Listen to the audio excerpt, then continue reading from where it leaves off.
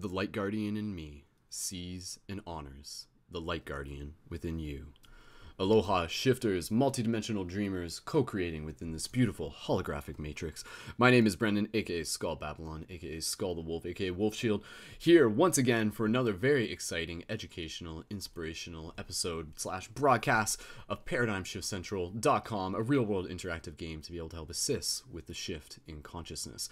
Today's broadcast for July 5th, is a very special Paradigm Shift Central roundtable broadcast, and we're going to talk a little bit more about what that actually is, as well as what you can be able to expect from this broadcast as we continue to roll forward with it. And a huge shout out to those of you who may be entirely new to the Paradigm Shift Central project. We'll get things situated. We'll make sure that everyone is super in sync and super comfortable with what we got going on in terms of the awesomeness that is the Paradigm Shift Central project. And of course, a huge part of the Paradigm Shift Central project is the people that are here that are co-creating it together.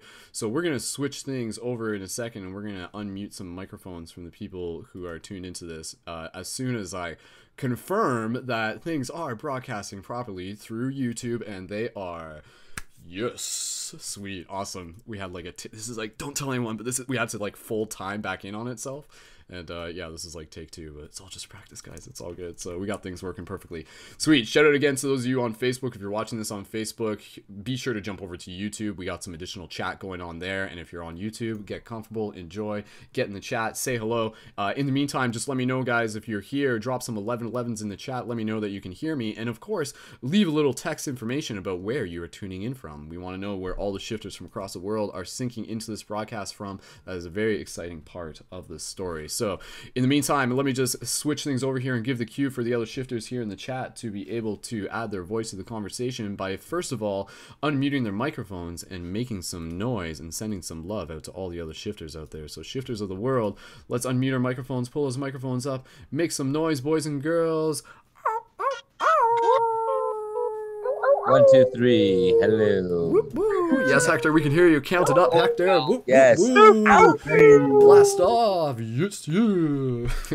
Just do it. We're doing it, boys and girls. All right, star beams from all across this galaxy, getting pumped, getting hype. All right, guys, switching those microphones back over to mute. We're gonna get things right and rolling here. And again, a huge shout out to everyone for being a part of this. So as we get moving into this broadcast, what we're going to do, we're going to give you guys a little bit of an itinerary as to what to be able to expect. So the Paradigm Shift Central project, for those of you who aren't entirely familiar, is a real-world interactive game to be able to help assist with the shift in consciousness. And the way how you play this game happens on multiple levels.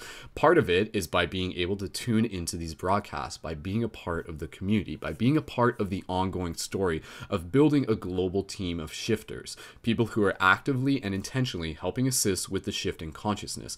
Other ways to play this game are to be able to help initiate acts of shiftivism, things such as free hugs, conscious sign holding, planting seeds, helping people out in your community, and of course, also being able to create and encourage people to create paradigm shift communities, which already exist across the globe. And paradigm shift communities are about hosting regular community gatherings to be able to have open-minded discussion and meditation circles, to be able to bring people together, evoke synchronicity, and build the tribe. So those are part of the core aspects of the game. The other parts also expand into the ongoing documentation of the ongoing shift in consciousness through the creation of conscious media, through the creation of quest journals that we share and document through the ParadigmShiftCentral.com website, as well as conscious articles, creating videos, and it all loops back in on itself, and it's a beautiful, awesome community to be able to continue to help moving this story forward. So thank you again, everyone. I know I've said thank you enough, but I mean, I can never say thank you enough, because of course, like, this story is about co-creating it together.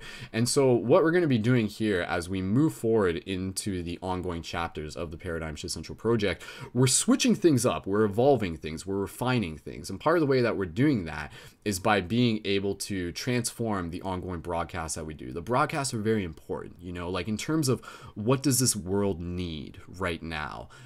In many ways, like, there's a lot of answers to that question. It's like, yeah, we need better relation with our environment. We need more awareness of self. We need a better, you know, a better like economy. We need like better access to clean food and better like, and, you know, and good water and stuff like that. But at the core of all that, what do we really need? We need each other.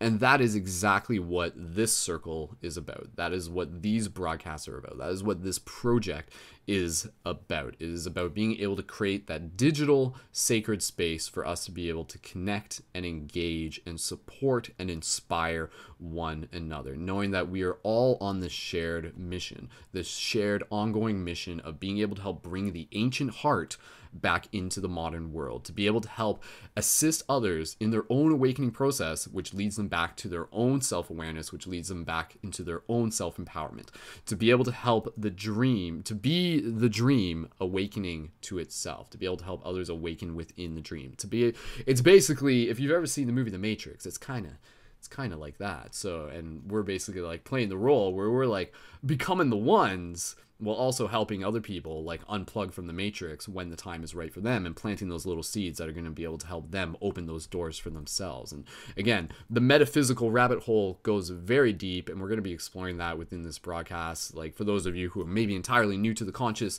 themes of things, like, you know, some of the things that this project really encourages and inspires is the awareness of our interconnectedness, is the awareness that we are more than our physical body, is the awareness of the power of the conscious mind, and being able to tap into our abilities as leaders, as creators, as portals, as synchronicity evokers, as shifters.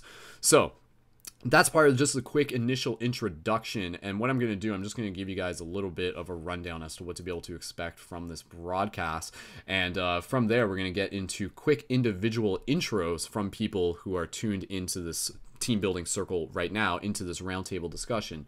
And so again, like, in the fact that like we're calling this a roundtable, like that really is meant to go back to that archetype of the Arthurian legend and the idea of like the knights of the round table. And so within the project, we talk a lot about shifters, and the shifters can also be thought of as light guardians. And the light guardians are also very much like Jedi. We are those of us who have intentionally come here to be able to help assist with the shift in consciousness, as I've said. So if you're tuned into this broadcast, then very much so, you can consider yourself a light guardian and shifter as much as you choose to be. And so by having this round table, by bringing back this ancient formula, is an opportunity for us to be able to check in with each other, to be able to share vision, to be able to practice in discussion, to be able to work towards common objectives, to be able to support each other as we continue to grow, to be able to explode out in our multiple directions, and then to return to this table with new knowledge, new experience, and new parts of the story that we have to share. So in terms of the rundown of the roundtable, that is like one of the things that makes the roundtable different. For those of you who have been tuned into the past broadcasts, you know that we have like team building circles, admin meetings, dream class, destiny school, all as different broadcasts and global meditations. The roundtable is kind of more of a crystallized version that takes some of the elements from those broadcasts and combines it into one, while also creating an itinerary within each broadcast that we will move through, a list of objects, a list of items within the broadcast that we will move through. So that list of things to expect within this broadcast are, as I read it off in front of me, introductions and welcome, which is what we just did, welcome, and you are now introduced. And from there, we go into quick individual introductions from the people here in the broadcast. So for the people here in the circle, we are going to get them very briefly to just introduce themselves, to practice talking, and to share a little bit about what brings them here. And then they'll talk a little bit more as we keep going forward. From there, we're going to go into overall project updates. This can be things related to news, it can be mentioning of videos, it can be mentioning of events coming up, and so I'll do that in the next little bit.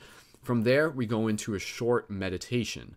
And that will be either led by me, and other broadcasts it can be led by other people, and that will just be like a simple way to center. I do have a specific meditation that I want to be able to bring into this broadcast, and so we'll share that with you. Next, on the list, individual paradigm shift community updates. So again, this is when it goes around the round table again. The individual paradigm shift community updates are put forth by people who are involved with paradigm shift communities, who are creating paradigm shift communities, who have elements of their story to be able to report back on, to be able to say like, oh, you know, like we had an awesome meeting last week, or, you know, we're working on getting more meetings started, or we have an event coming up. And so you're relaying that information to me, while also relaying it to the team, because it's valuable for all of us to be able to hear, and it continues to inspire each of us to work towards the objectives of creating a paradigm shift community. So reminder, if you're listening to this broadcast, you have the ability to create a paradigm shift community where you are. And we can talk more about that, but it's very simple. You already have the power to do it. From there, individual project updates. So again, going around the circle at each point, anybody who has something to share, and if anybody doesn't have anything to share, that's fine, they can pass. Individual project updates related to, again, like project updates can be a very vague thing. It can be related to art that you're working on. It can be related to a video that you're working on. It can be related to something, whatever you feel that you want to share in that moment related to projects. And that will start to get more specific within projects directly related to the paradigm shift, such as like, you know, people would be like, yeah, I'm working on a new quest journal and I'm going to have that ready. I'm working on a new conscious article. I'm going to have that ready next week.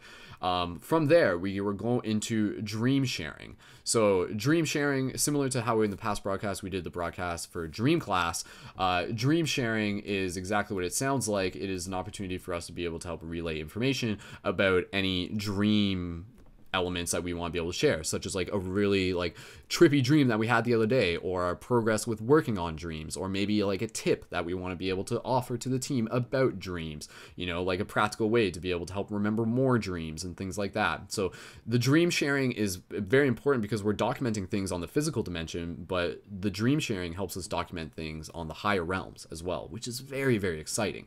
At least I find it exciting. Do you find it exciting? Maybe I think you probably find it exciting. Leave some 777s in the chat if you're on YouTube if you find dreams very exciting. From there, we're going to go into poetry sharing. So again, some of this stuff, like it may be quick, you know, it might be like less than 10 minutes and then we go right into the next item.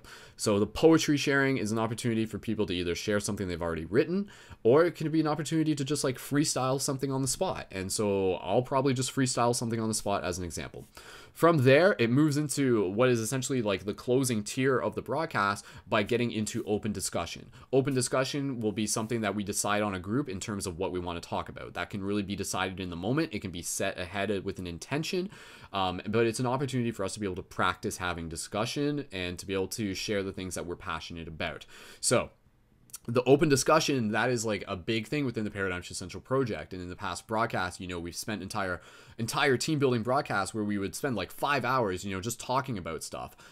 Here we're still doing that, but we're just refining it a little bit more. And we're working in the concept of branching. The concept of branching is when you start off with one topic and you start connecting the dots and you start to see how it connects to other things. So, you know, you can start off with like the topic of like chakras, and then you might like end up, you know, in like Merkabas or something like that. You know, it starts like connecting in dots in that way. And like sacred geometry will like connect to like fractals, and it connects to healing, and it connects to mindfulness. You know, like let's see where those dots connect. Let's see how we can connect those points.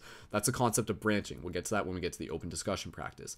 From there, closing intentions and gratitude. We go around the circle again. People share a little bit of an intention they have for themselves, for the community, for the world, and also an opportunity to express gratitude for the team, to express gratitude for maybe someone else in particular on the team, you know, or just be like, oh, I just want to give a shout out to such and such, like they've been doing such an awesome job and they've been really inspiring me.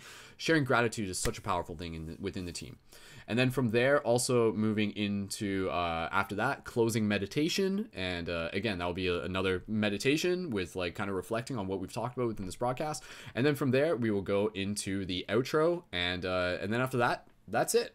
And then after that, we step away from the broadcast, we go out, we kick some butt in the real world, and then we come back and we do it again next week, same time. So keeping that in mind, that is a big thing for you guys, is that, you know, in terms of what you need to know how to get involved with these broadcasts, know that unless you hear otherwise, Thursdays at 9:30 p.m. Eastern Standard Time is when you will have the broadcast for Paradigm Shift Central Roundtable. We'll still figure out the schedule a little bit as we move forward in terms of like having in place of Roundtable a guided story meditation, which I still have plans to do.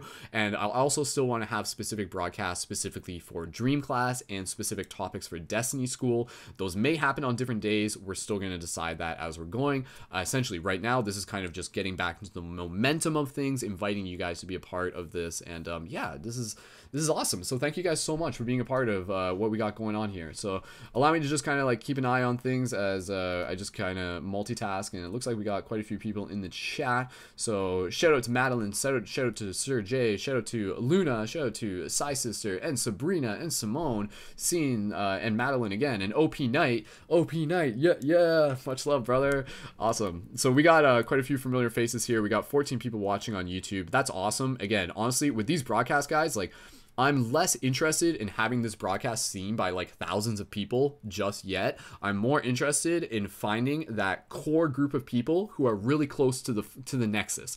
I want people who are going to be like really close to this story, where they are like curious to see what happens next. You know, I want people to be able to not only be curious, but also to be engaged, to be able to be a part of that story. So again, what is the story? The story is to be able to help make a difference in the world. The story is to be able to help see the difference that we can make within our local community, and to be able to share that with each other and then inspire others, and to know that there are always people in different stages of awakening, and so there is always work to be done. There are always people out there who could use a free hug, such and such and such. So it's about activating yourself. It's about leveling yourself up within the game. It's about activating the badass that you are. Like, that is my message, like, in this, is as we transition into a little bit of the news, because I got some important things to share with you guys.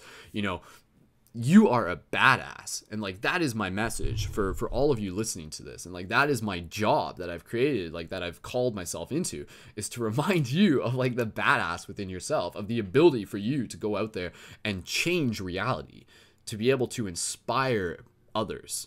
Like, literally, like, inspire. Like, think of that word, you know, like, imagine like a spire of light like activating within them, and then it like shoots up into the sky, like, and then others see that, there's like, what is that? And it's like, oh, that's a spire coming from that person over there. They're inspired. So it's about being a beacon. So we'll explain more about this ongoing badassness that we're continuously tapping into.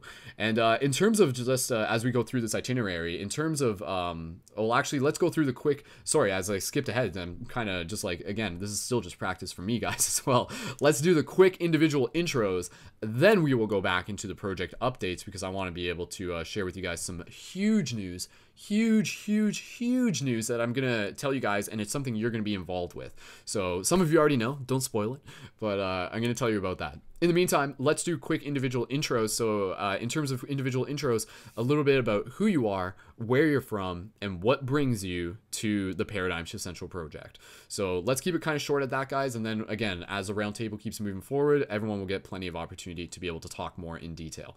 So if I can get a volunteer to go first, within the circle that we got, we have Amanda, we have Hector, we have Psy Sister, we have Ryan, and we have Sean, and we have Star Witch. So if anybody either like on video camera just wants to give me like a thumb up if they want to volunteer to go first, and otherwise just unmute your microphone and feel free to jump in and be like, yeah, I'll go first, I'll introduce myself first. So I know we got like quite a few regulars here, so maybe I'm not sure if Sean's volunteering, maybe he is, but let me just double check, because I think we got some, yeah, there we go. Tony, was that you volunteering to go first? That bust something out about 30 seconds or so. Yeah, that's totally cool. Okay, yeah, Tony, passing the talking stick over to you. Welcome to the circle, and go right ahead. Okay, thanks. Yeah, my name is Tony. Like Brendon said, aka Star Witch or Star Weaver, however you wish to call it. You know, and I'm here to just like, you know, I want to make I want to bring a better music to this world, and I think it's possible. That's more inspired with love and light, you know, and spirit, that moves people on a deeper level that they can understand subconsciously. So yeah, that's pretty much it. And I'll just pass on the stick from there on out. Perfect. Awesome. All right. Thank you so much, Tony. And again, you know, we'll everything I always like here is always just like, oh yeah, I forgot to mention that. But I'll just mention it real quick. You know, like a big thing within this project is like activating the ancient power of the artist. And, you know, everyone who's tuned into this broadcast, we're all artists in different ways. And that's kind of the story here, is that we're all like using our art to help change the world. And like, that's a big thing of what it means to be a shifter, is like using our creative abilities to hack the matrix, to be able to like plant those seeds. So thank you, Tony, for reminding me about that, just from what you said about creating music. Yes. Okay. Passing the talking stick over to the next person. So who would like to introduce themselves next? Quick introductions. So it looks like we got Ryan. Ryan, let me just pull up your microphone real quick. Ryan, welcome to the circle. Go right ahead if you're ready. And I think we just gotta double check the unmute on your end, Ryan. Go ahead. We didn't do a microphone check ahead of time, so Ryan, if you're talking right now, just waiting to hear back. And if we don't hear from you, then I think we just need to double check a tech thing on your end, and we'll give you a couple minutes to do that. So it looks like Ryan, will hear from him in a minute, which is fine. And other than that, we'll keep passing the talking stick around. So again, we have Amanda, we have Hector, we have Anna, we have Sean, and we'll hear from one of them. So who would like to introduce themselves next? And if one of you guys wants to unmute yourself, then go right ahead and we'll jump in. And maybe Amanda does. Perfect. All right, Amanda, I'm just going to pull up your microphone. And Amanda, welcome to the circle. And when you're ready, go right ahead. Hey there, guys. Yeah, so I've been watching the videos for many years now, and they've really made a huge impact on my life. And I feel like the other day I had a really great experience with your Hierophant tarot reading. The whole rest of the day went completely amazing, and I feel like, you know, the meditation and everything, it really is everything that this world needs, and I would like to help continue to bring that to people in my own little community and everything. So I'm here in Oregon. I'm a mother of 2 and about ready to kind of go off grid, but just slightly. I'll still be somewhat connected, so I'm just really excited to participate. Thank you. Awesome. Amanda, thank you so much for sharing. And as always, again, you know, like that means a lot to just be able to hear a little bit about your experience from like watching some of the videos that I've been putting out, because again, you know, that just goes to show is that sometimes we don't always actively like know the difference that our story is making in another person's life. So whether it be from Amanda or whether it be from somebody else, it's really meaningful for me to be able to hear from someone and be like, hey, you know, like something that you did meant something to me, because that goes full circle. And I want you guys to be able to like be reminded that that appreciation is coming back to you too. The things that you are doing are appreciated. You might not always hear it, but absolutely they are always appreciated. Even on like that cosmic level, they are always appreciated. Everything that we do matters. So we are all a part of each other's story. So awesome. Amanda, thank you again. And yeah, in terms of like intros and stuff like that, I'll do like a little intro for myself in a bit, because I know it's like I didn't even tell you guys like where I'm broadcasting from. It's like I'm broadcasting from Alpha Centauri. What? Okay. Who wants to introduce themselves next? Either Hector, Anna, Ryan, or Sean. Looks like Sean might be ready. Sean, are you? No, Anna. Okay, let me check Anna's microphone. Anna, passing the talking stick over to you. Welcome back, and when you're ready, go right ahead. Hey guys, how you going? It's been a while since I've been involved in these. This is good. So I'm Anna, and I'm coming at you from Australia. And it's beautiful here today. It's raining. It's my favorite weather. Yeah, it's been ages since I've been involved, since I've been here. So this is awesome. I can't wait to hear what's coming up next. I'm an artist, so I'm working on 2 projects. One's a tarot card project, which is awesome. It's coming together quite nicely. And the other one is I'm working with some amazing musicians all around the world, and we're going to put together an awesome album for about, you know, like issues that are really needing attention, like domestic violence and homelessness and suicide and bullying. And so I can't wait. That's going to be exciting.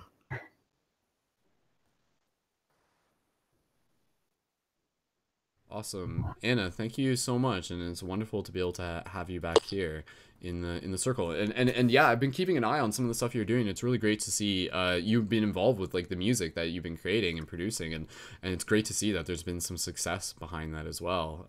Huge shout outs to that, and looking forward to being able to see like where that evolves into. And I think that's awesome that you're like you're doing that, where you're like using art to help like create awareness about issues that matter to you. That's really powerful, and I think that's naturally just going to gravitate more people into what it is that you're creating, because they're going to see that, you know, you're not just creating it for the likes and stuff like that, but you're creating it with a purpose. And I think that's what the universe really wants. So Anna, yeah, absolutely, huge shout. Thank you so much. Awesome. Sweet. Thank you as well.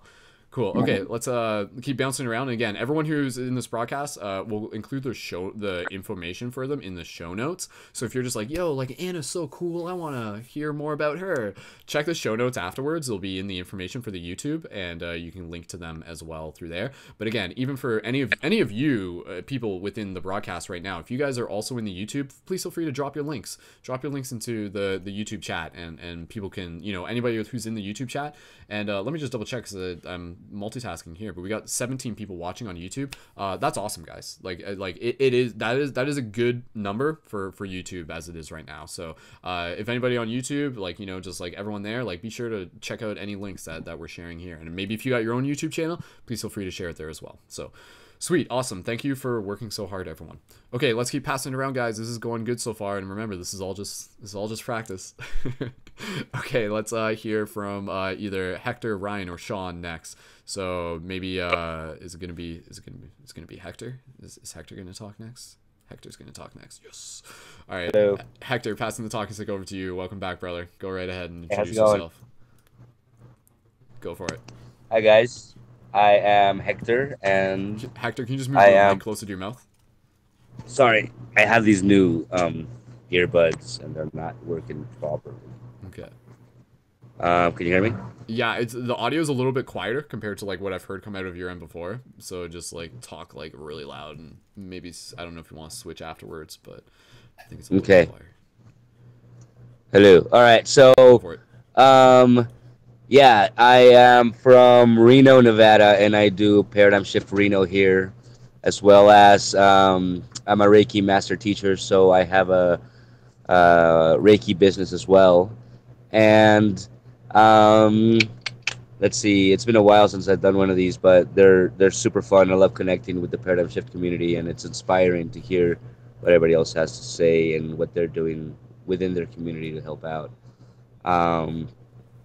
But yeah, that's pretty much it for now. I have some stuff going on for Paradigm Shift Reno that I can fill in later on as we go through the roundtable and discuss such matters. But it's been really fun. I've been doing Paradigm Shift Reno for since 2012 actually, and so I was doing it for a while. Well, I've been doing it for a while, and we hold monthly meetings, and usually we have our meetings around metaphysical shops around town.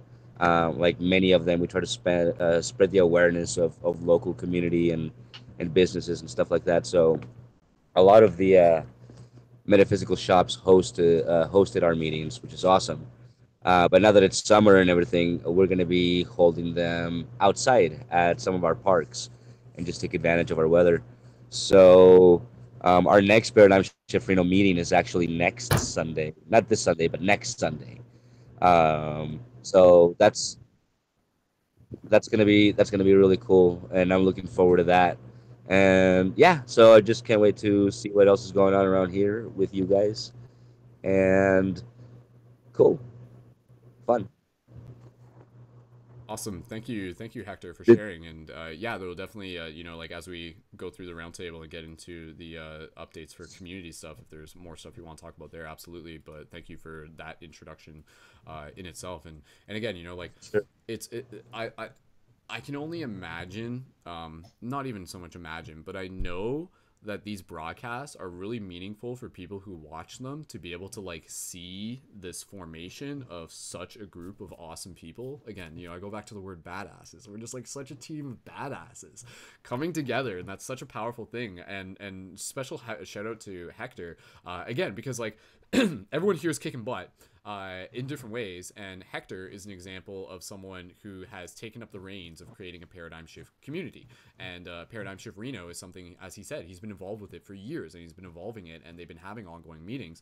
And so hearing Hector's story is like super inspiring for me, because it's just like, yes, like that's why I do what I do, right? Like I want people to be able to like continue to ripple that inspiration, and the story becomes our story in that sense. So Hector, man, huge thumbs up. You're doing awesome, dude. Thank you.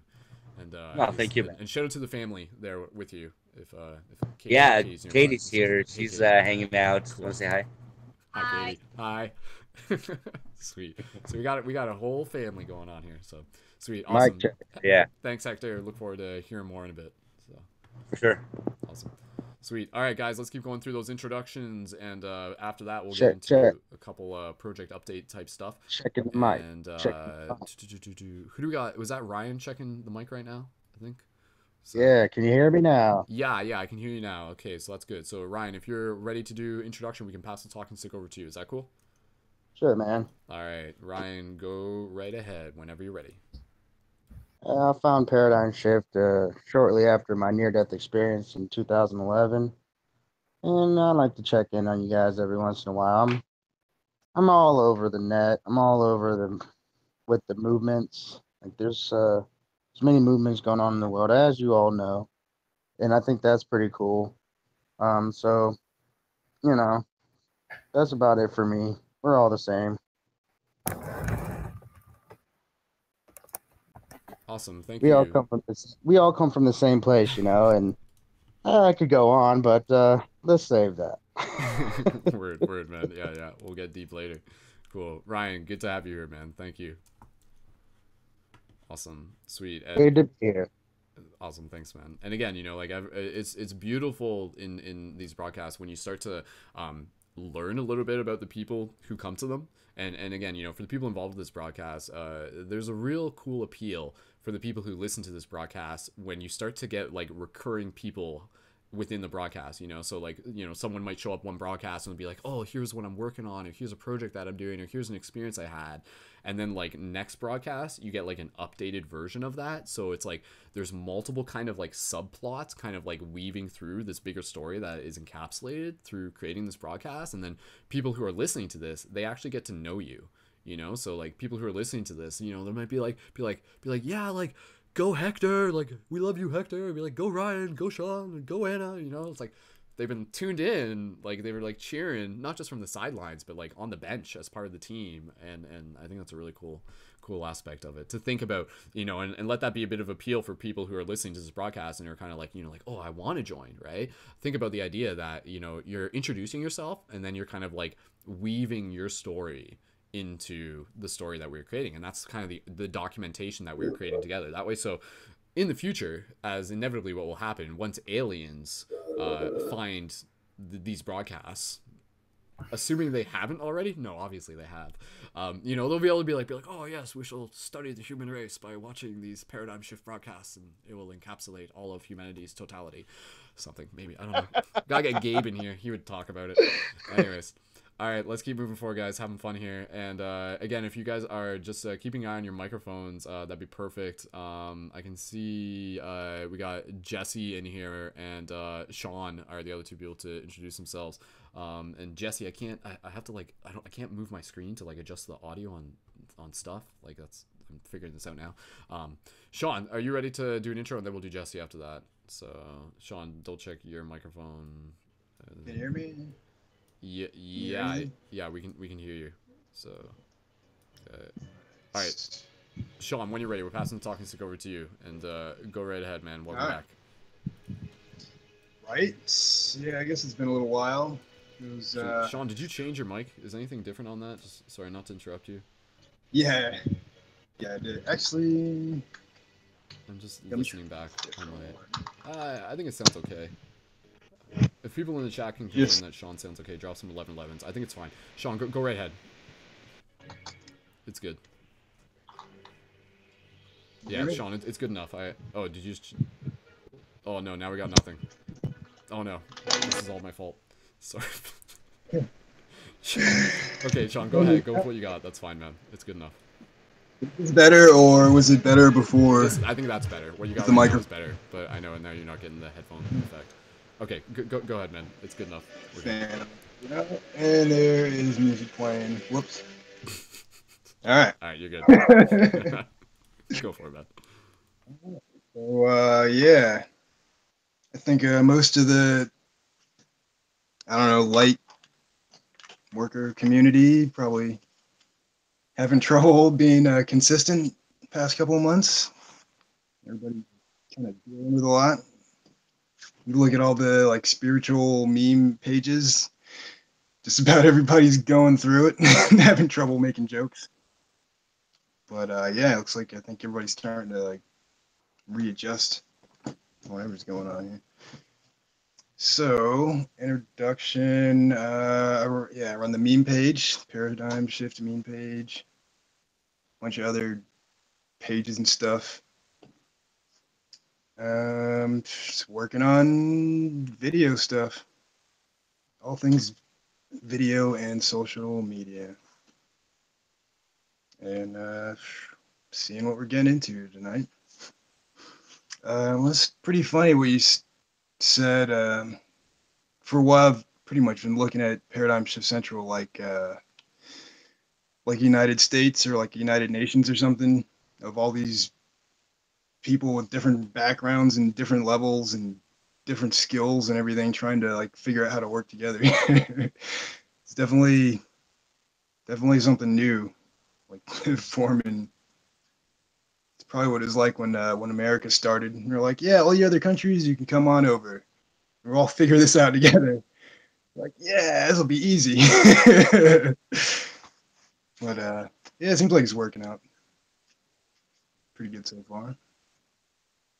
I don't know if there's any more introduction I should add in. No, that's good for now, man. Yeah, no, it's a good intro. So you find me in older videos, I guess. Right. You've been around, so cool. Yeah. All right. Anything else, Sean? So let's save more for later. Not really. Or you can follow my Instagram on Awakening Frequency on Instagram. That'd be awesome. Yes. Awesome. Or Paradigm PSC memes. Shift meme page. Yes, and I was about to mention that too.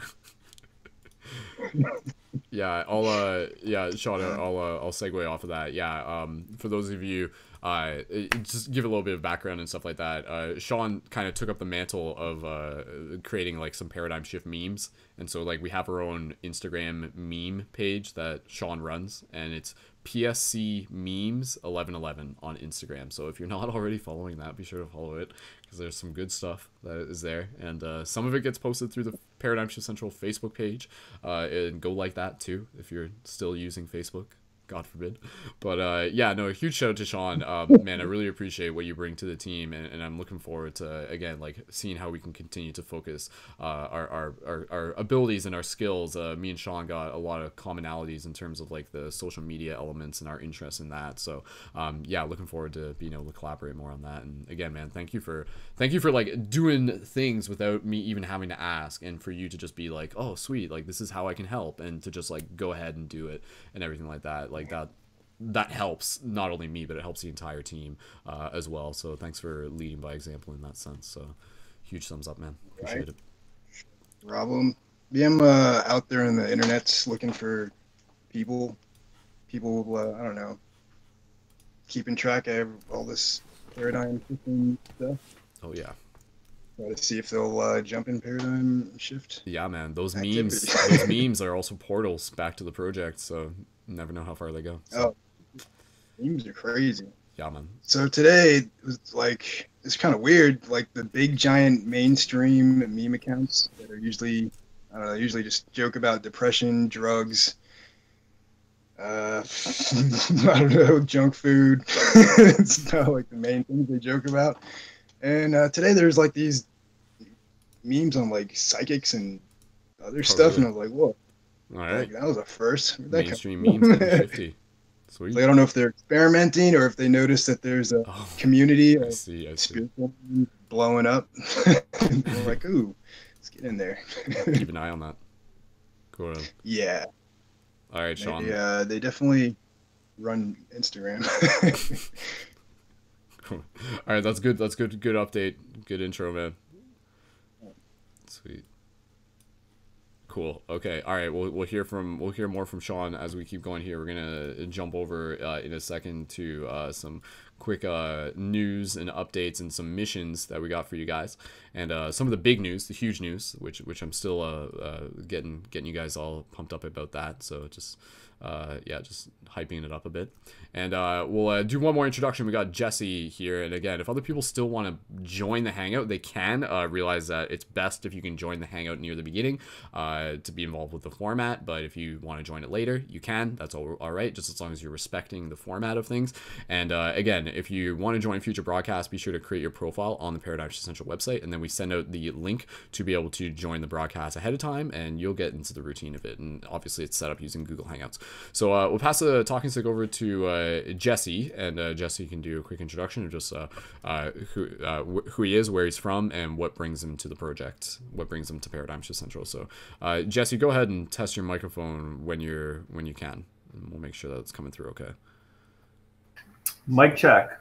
That's good. Yeah, that works. Cool. Okay. All right, Jesse, passing the talking stick over to you, and welcome, man. Good to see you. Go right ahead. Welcome. Hello, YouTube.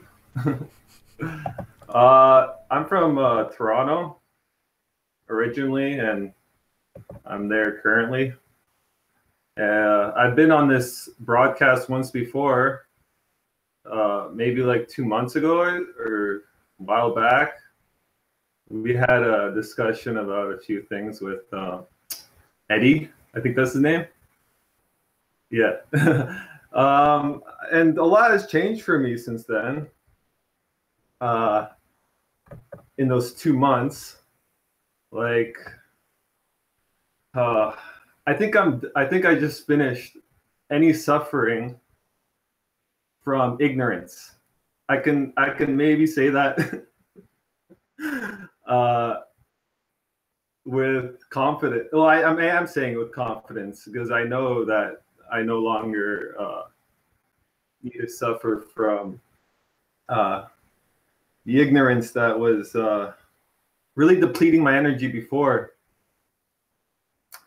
And if I want to put a name to it, it had to do a lot with like the spiritual communities that take on like vegetarianism and veganism.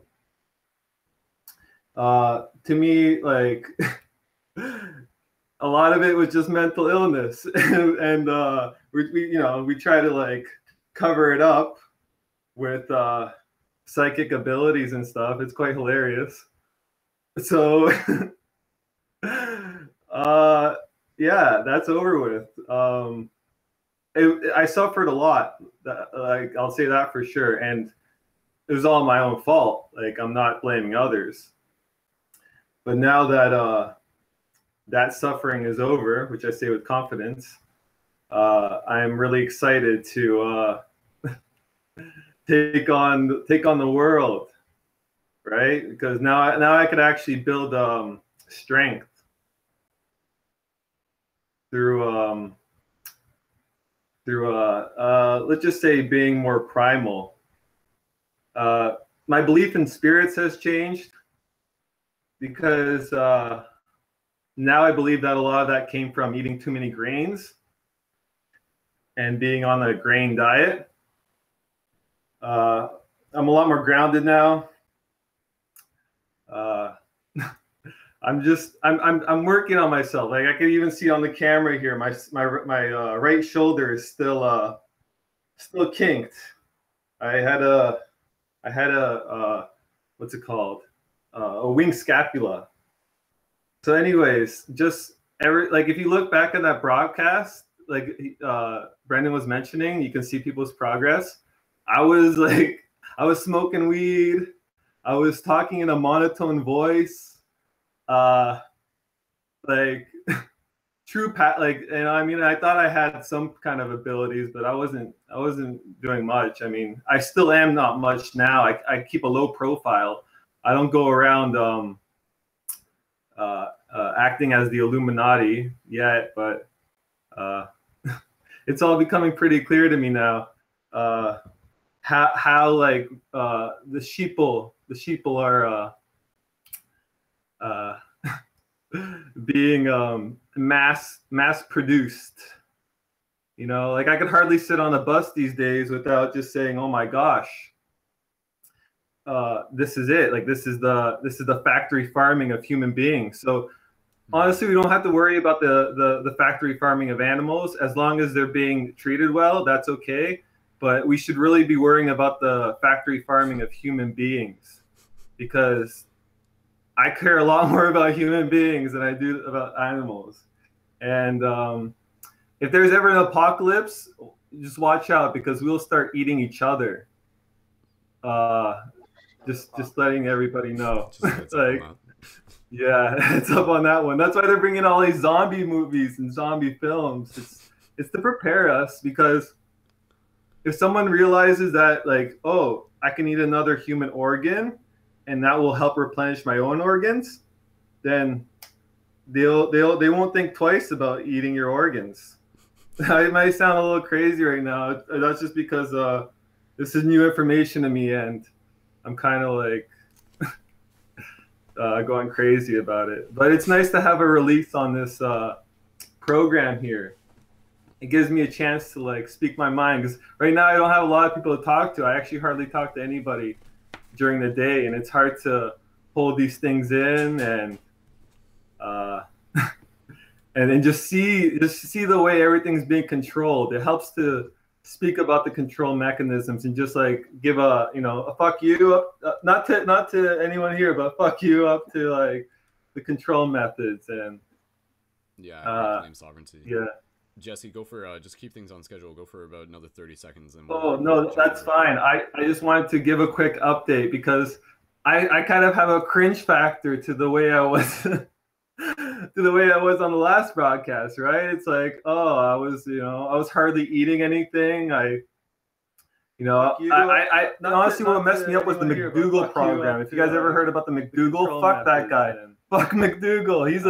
He's a bitch and he's an idiot. He fucked me up and he almost killed me. Anyways, oh no, that's fine. I just wanted to give a quick update, because I kind of have a cringe factor.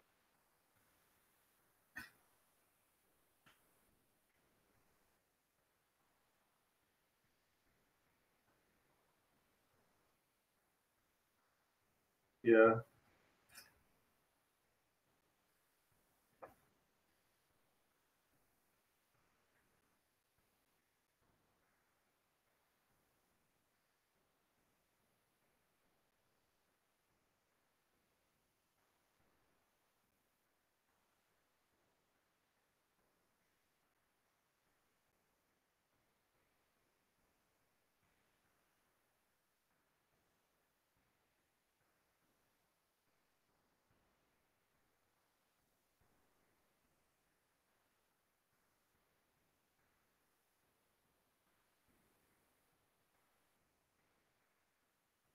No problem. Thanks.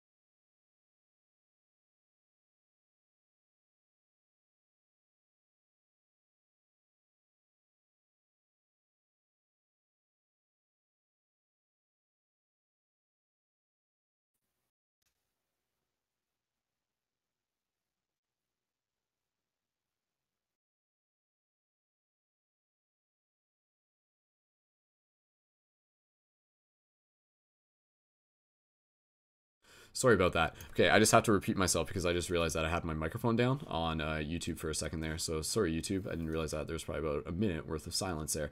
My apologies.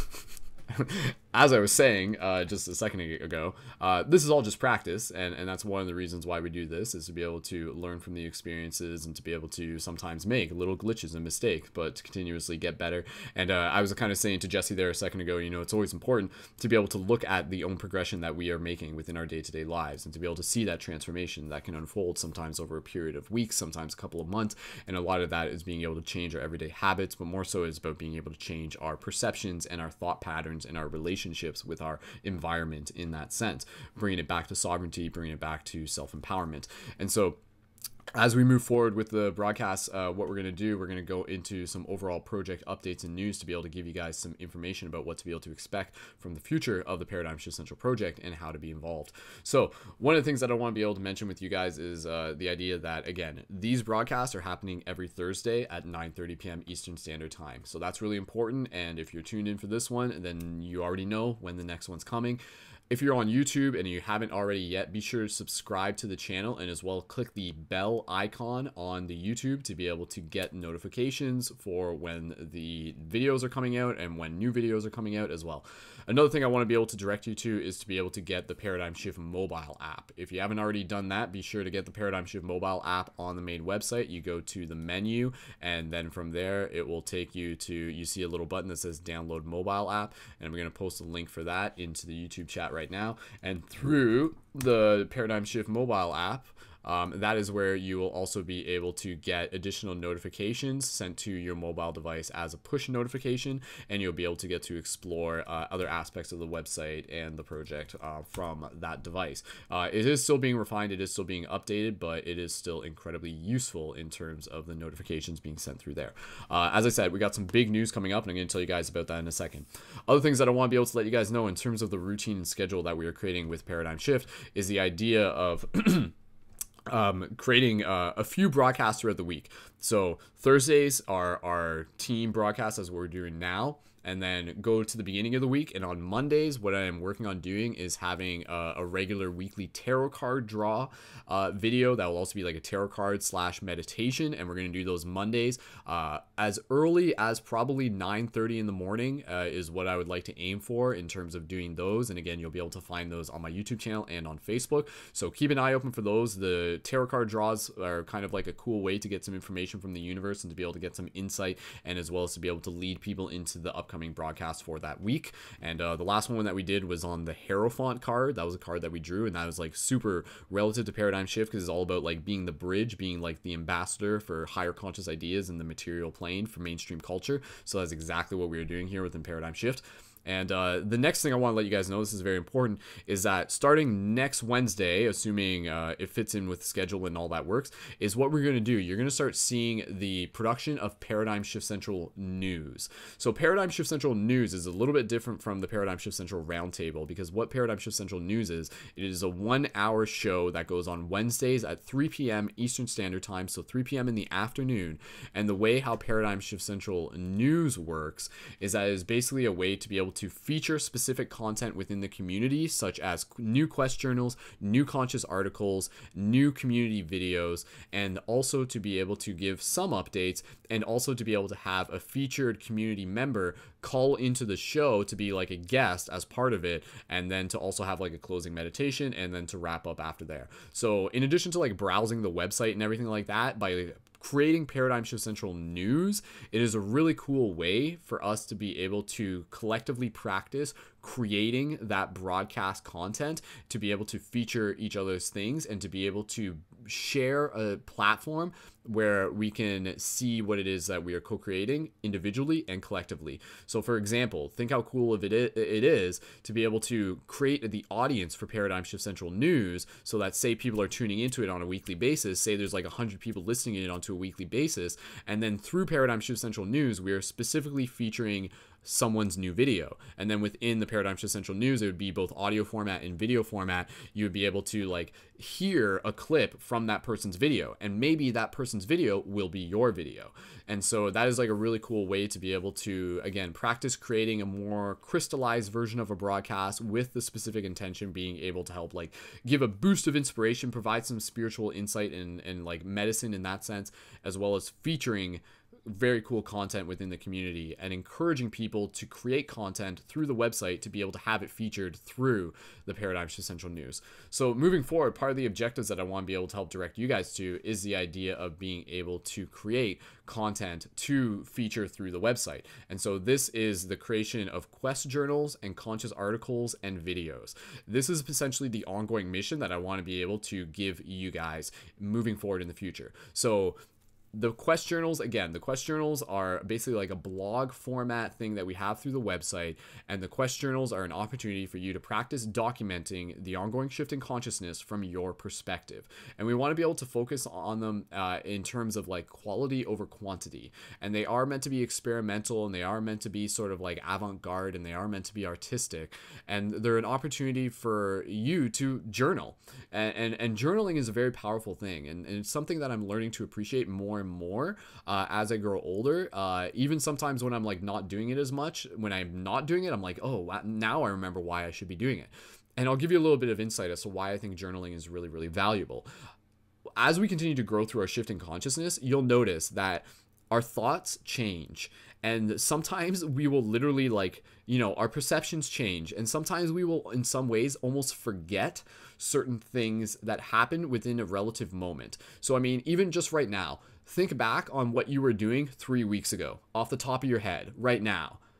Can you do it? Like, most people can't even do it. They have to sit with it for a second and be like, oh wait, you know, let me check, or let me check my notes, or let me check my journal. Oh wait, I don't have a journal, therefore what is left of the past, you know? And so creating journals is like an opportunity to create like an external hard drive for our experience, because it's hard to literally be able to remember everything that we experience. It's hard for, and I'm saying this from my own example, it's hard for me to remember 5 years ago what my perception of reality was specifically like, or what sort of like key ideas I was thinking of. But now I got like a book, you know, a bookshelf full of journals. I can flip open one of those and I can look back on it and I can actually learn from it. I can see something in it where it'd be like, oh, like that's a really cool perception. Like I forgot about that. Like I forgot that I used to think that way, you know? And that's kind of just like the way how the mind works. So creating the platform of the Paradigm Shift Central project as a place to be able to practice journaling, to create quest journals, is something that will continue to help level you up within the game, while continuing to level up your ability to create journals, while it levels you up your ability to be a documentarian for the shift in consciousness. So there is more to that I want to be able to do, such as creating tutorial videos for you guys in terms of the technical side. But in the meantime, you can go onto the website and go to like create new quest journal, and you can start working on stuff. You can create a draft, and you can even create a draft like in a text format. So just start seeing what happens when you start writing things out in a text format. Or again, it can be a text in combination with videos. It can be about, you know, like a festival that you went to, and maybe you take some videos and you write about your experience.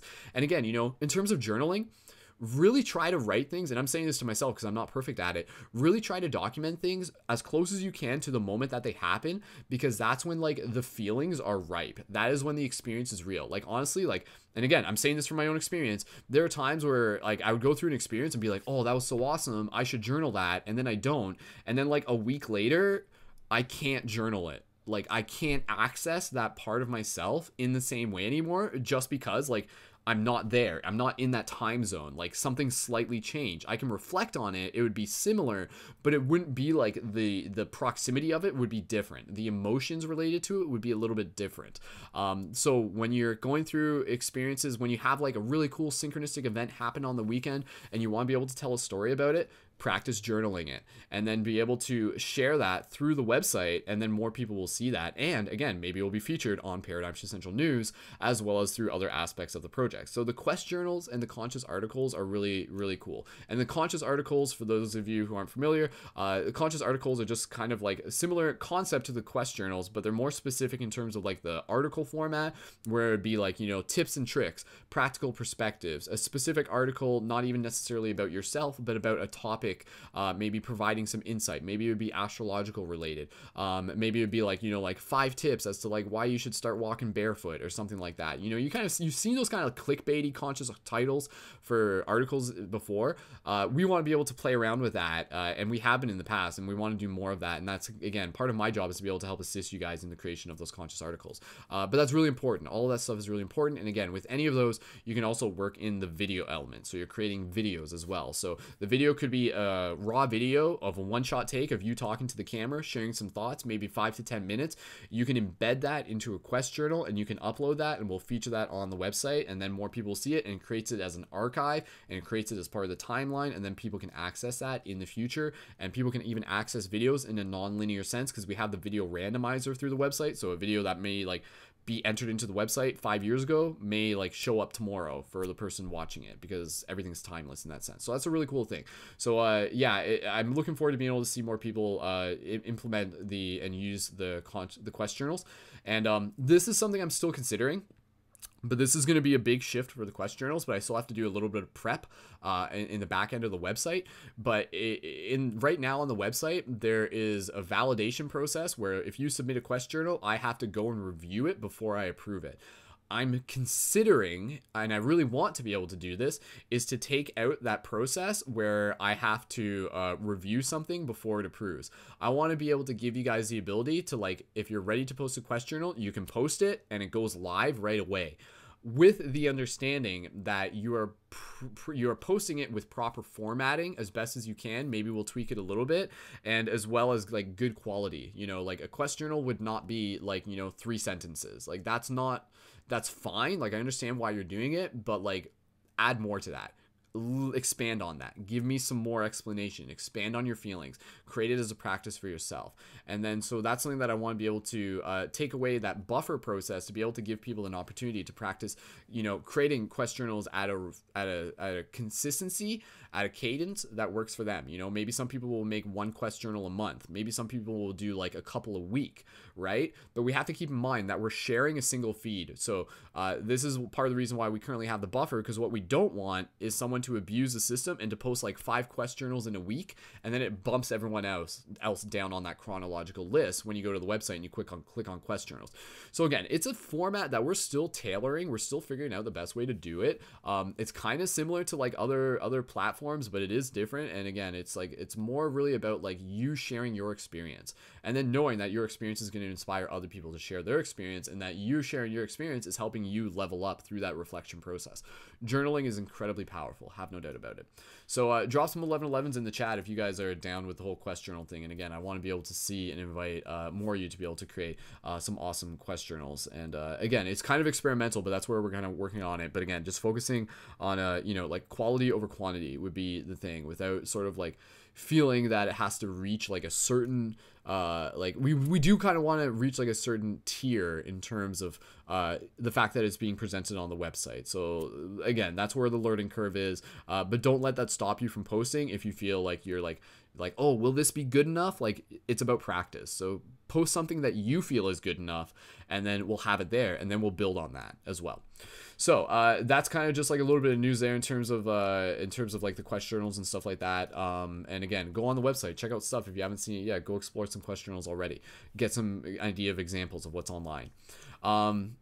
Other things in terms of like quick news and everything like that. So again, we got like the Paradigm Shift news. Again, that's Wednesdays, 3 p.m. Eastern Standard Time. Tune in for that. Let me know if you want to be a special guest on that. Join in the Hangouts. Help create that broadcast. Those are really cool. Those broadcasts will be helped promoted in a way and such moving forward. So other news that I want to just mention is, of course, the importance of the Team Patreon. The Team Patreon is a big part of the project, and it's something that is a shared objective that we are working towards as a team. For those of you who are unfamiliar, Patreon is a way that we continue to support the Paradigm Shift Central project through people being invited to contribute monthly micro donations to the project, and in your return you get your Shifter Booster Kit. So the Shifter Booster Kit, for those of you who aren't familiar, comes with your laminated free hug signs, your shift buttons. Again, this is like obviously like, you know, just letting people know, for those of you who aren't familiar, the shift buttons are the buttons that we share that have the Paradigm Shift Central website on the rim. For those of you who've seen my videos, you know that the tactics we promote are to be able to do free hugs and give out shift buttons to be able to link people back into the Paradigm Shift Central project. Each button has like its own like consciousness evoking symbolism on it. The Shifter Booster Kits also contain the Light Guardian crystals, one of which I am wearing around my neck, which is again handmade, exclusive to the project. The full kit's worth like $100. You sign up for about $5, you get your Shifter Booster Kit. It supports the team, and it also gives you perks for getting more buttons in the future. Now, the big thing with the Patreon is that, you know, we want to keep building that, because those resources go back into supporting back-end website costs, as well as being able to help support promotion, as well as being able to help support, you know, financially supporting other people in the project who are doing work within the Paradigm Shift Central community. And I'll talk more about that later on. But honestly, like, I know people are kind of like, you know, money's kind of a weird thing when it comes to like consciousness and spirituality. Honestly, I've had like a big shift in terms of that. I have no problem like really working hard to earn money for myself and for the project, because we are worthy of it. And just like those words alone is like a big shift in itself. You know, like some people are just like, oh, you know, like money, blah, blah, blah, blah, like, blah, blah, blah. But it's just like, the fact is, we work hard. I work hard. I invest a lot in this project because I am dedicated to it. Like, I am passionate about it because it's something that is making a difference. And I want to be able to do more of that. And I want to be able to kick like so much ass in doing that. And money is going to help us do that. Money is going to give us more options. It's going to give us more freedom. It's going to give us more ability. It's going to give us like more free stuff that we're going to give to the community. It's just going to continue to help it grow and grow and grow. So the Team Patreon is something that I'm going to be working on getting more donations for. And right now, like just to give you guys like a bit of like what we're working with, the Team Patreon, like I'll draw a graph with my finger. So like the Team Patreon, like over like 2015 kind of went like that, kind of peaked at around 900. And then kind of like in the recent while kind of like went down. And now we're floating at around 600. That doesn't mean that people have literally left. It just means that within the Patreon, sometimes people have their donations on hold. And so right now there's 100 people actively donating, but there's like over 200 people who have signed up for the Patreon over the years, which means there's been like, it's over 200. It's like 230, which means there's like literally been 230 shifter booster kits that we have sent out, that we have handmade, that I have handmade and mailed out and stuff. And that's like an investment in itself, but it's a powerful formula to be able to help support the future of the project through the power of the monthly micro donations. So for anybody looking to sign up for the Patreon, do that as soon as you can if you're able to. And again, the links for that are in the show notes. They're up in like the top right corner. If you're watching this on YouTube, you can click the little icon there that links you to the Patreon. If we can get some signups even in this broadcast, like that's awesome. Like that is awesome. That like warms my heart when I see that happen, because it's representing that like people are like seeing the value of what it is that we are creating, and they want to be able to help be a part of it. So, you know, it's like you spend like $5 on coffee, like, you know, like in a day or something like that. Let's spend like $5 on like shifting consciousness and like planting those seeds and making a difference in the world. And when we all give a little, we all give a lot. So huge shout out to everyone already signed up for the Team Patreon. Huge shout out to everyone supporting the Team Patreon in the future. Huge shout out to everyone. There's a lot of different ways to support this project, and don't think that just because you're not on the Patreon, it doesn't mean that I appreciate you any less. But the Team Patreon is a very, very powerful way to be able to do it. And the way we're doing it is like a huge hack to be able to do it through like the monthly micro contribution. So that's the Patreon stuff. And again, like that's really important, you know, like some people would be like, oh, you know, talking about money and stuff like that. But it's like, no, honestly, we got to own it. We got to own the fact that like we're running this like a business. We are running this like a team. We are running this like an organization, because that's going to keep things moving forward. That's going to keep things organized. That's going to move forward with consistency and momentum and logistics and foresight and like smart decision-making process that is going to help us continue to blast off into the future so that we can continue to help even more people. So patreon.com/Brendon Culliton. Sign up for that when you can. Again, links are in the video info. Other big news, and then we're going to get into quick meditation and then individual paradigm shift community updates. And again, we may change the itinerary around in the future roundtable. Again, this is all like experimental. I want to get feedback from you guys. What you feel works best. I want to be able to like make sure that we're getting a good balance, so it's not just me talking. I mean, we're hearing from other people, and you know, again, if we could all just talk at once, if we were all just telepathic at the same time, that'd be great. The show would be over in like 5 minutes. How fun would that be? But nonetheless, the big news that I want to be able to share with you guys is that coming up in the near future, there is an event that I'm going to be creating and helping orchestrate and helping manifest into this reality, and you guys are going to be a part of it. For those of you who aren't familiar, my birthday is coming up soon. My birthday is on July 18th. It's the same day every year. What are the odds? And what we are going to do, simply because we can, is get ready for it. And some of you already know what we're going to do is I am going to create an event, and what are we going to do? I know what we're going to do. It's just like, oh, it's crazy. July 18th is going to be known as World Free Hugs Day.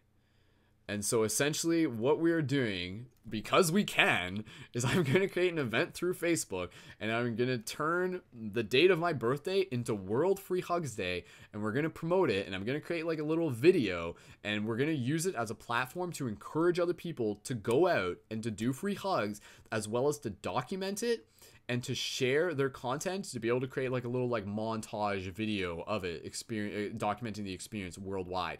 Now, of course, the idea here, like for those of you in the project, you know that Free Hug Day is every day. Like obviously that's the idea, but within the idea that it's my birthday, you know, it's just like I always want to be able to like give other people something on my birthday, and this is like a really powerful idea. And plus, like, I just think I laugh at the idea that, you know, maybe in like, not even maybe, but in years from now, through the consistency of what it is that we're creating right now with these seeds, that if that catches on and people are just like, oh, even just by you guys, you know, just be like, yeah, like July 18th, like World Free Hug Day, and like that's still my birthday or something like that. Like I am incredibly amused by that idea.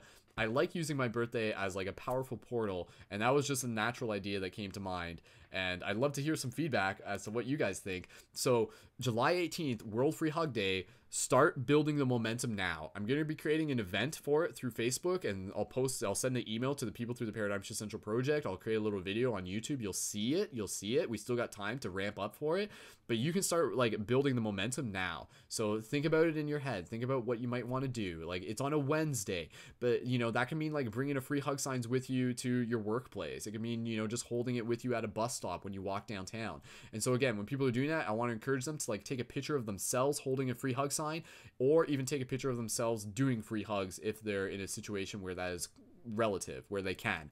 And so that is like the huge news that I want to be able to share with you guys, inviting you guys to be a part of World Free Hug Day and to be a part of the social media campaign to promote that. And of course, also using that as a way to be able to bring more people back to the Paradigm Shift Central project. So like, that's a really powerful thing when we start creating events, digital conscious events, and you know, like things to orchestrate around, and then we can play with those through social media. Like Sean's just talking in the chat, the idea of like having memes related to Free Hugs Day, World Free Hugs Day. How cool would that be? So stay tuned for that. Start spreading the word, let people know, and consider what you might want to do, and as well as how you can be able to document it. And part of the way we're document it is just by encouraging people to like take a picture of themselves and hashtag World Free Hugs Day would be the thing. So yeah, so that's a huge idea, guys. I just want to be able to share that with you. Like, just, oh man, that's gonna be awesome. Looking forward to it. So looking forward to it. It's gonna be exciting. So, and again, that's a big way to like ripple those waves in that sense. Cool. Okay, let's continue to move forward with a quick meditation, and then from there we'll get into the individual Paradigm Shift community updates. And then from there, we'll get into individual project updates. We'll get into dream recall sharing, poetry sharing, open discussion, branching, closing intentions, gratitude, closing meditation, outro, and then we'll go to sleep. So with all the hype built up in this moment, I want to take you guys into a short meditation to be able to connect our hearts. So in all of the hype right now, I just invite you guys to be able to slow down in the next minute, and we'll just move into a nice little micro meditation Hector, to that the we'll way be I doing was. here. So let me just double check, make sure that things are going good. We're still broadcasting fine on YouTube and all that. Perfect. Awesome. Sweet. Thanks for the feedback in the chat and everything, guys. Awesome. Okay, I'm just getting a little audio. Sean, can you just check your audio? I can't mute you, dude. I can't. Can I? There we go. Okay, now I gotta move that back up. So that's still good. Cool. Okay, guys. So thank you again, everyone, for being a part of this. Oh, and again, other in terms of objectives, but we'll get to this in a bit. Create a paradigm shift community where you are. Yes, you can do it. Keep working on yourself. Keep loving yourself up. Loving yourself up. Okay, guys, let's go into a little micro meditation here. What I want you to do right now, sit down wherever you are, close your eyes, and we are going to connect with our heart. So just inviting everyone to just relax in this moment. Again, just closing your eyes if you haven't yet. Just connecting with the breath. Reminding yourself the importance of meditation and all the excitement. To be able to just slow ourselves down. To connect with that cosmic awareness, what the breath brings us back to. Of the one breath that we all are. So together, gentle inhales through the nose. Gentle exhales through the nose and the mouth.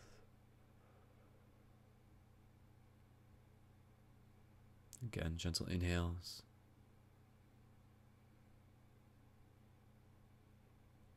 And gentle exhales through the nose and the mouth. as you continue to breathe, bring your awareness to your heart.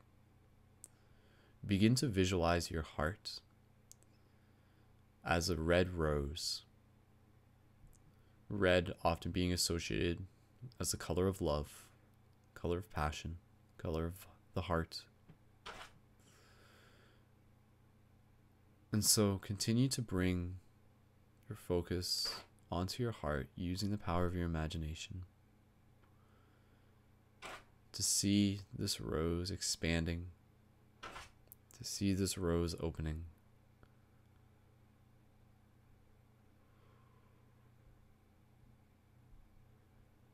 And check in with yourself. Really notice the moment when you feel yourself connected to your heart. Not just as words, but as a very real feeling.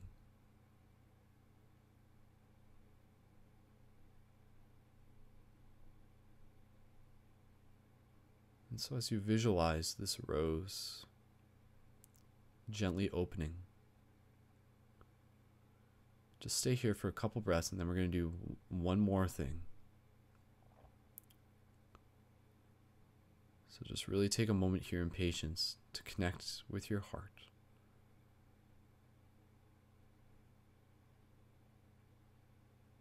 Good. And so with your awareness on your heart, with your presence in your heart, from here, gently imagine two ribbons expanding out from your heart, expanding out from this rose, one to the left and one to the right. Now I want you to visualize in your mind all of us sitting in a circle.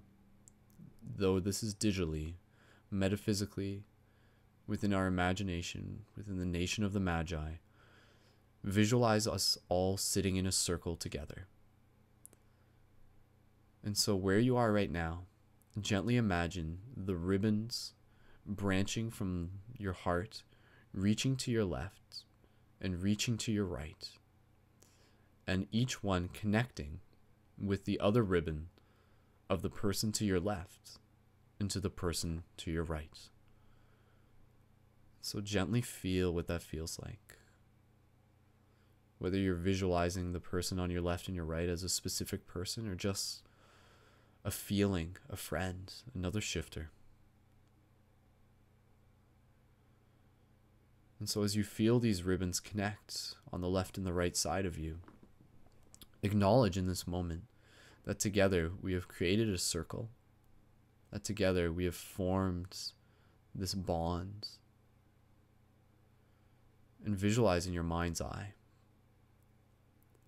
this connection that we share, connected with each other at the heart. And while we're in this space of heart openness, inviting you to gently put your intention together into the center of this circle, emitting from your heart just love, pure love for the awakening of consciousness, pure love for all souls on their journey.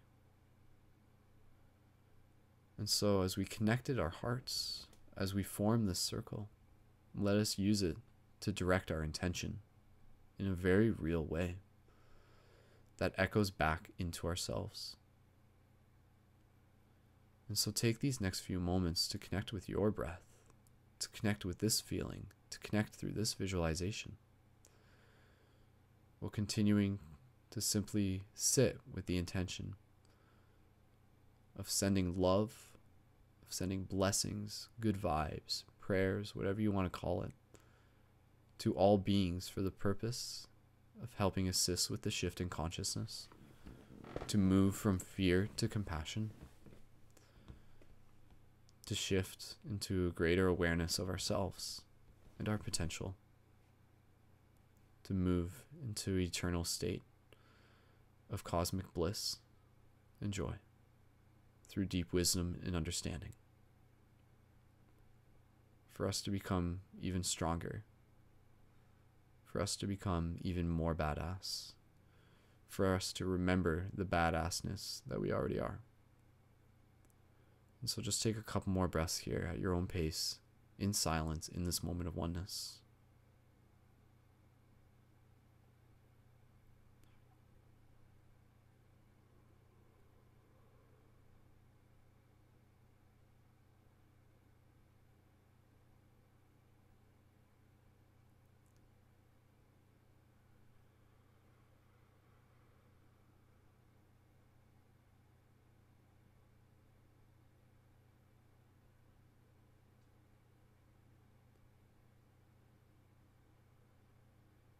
A couple more breaths here.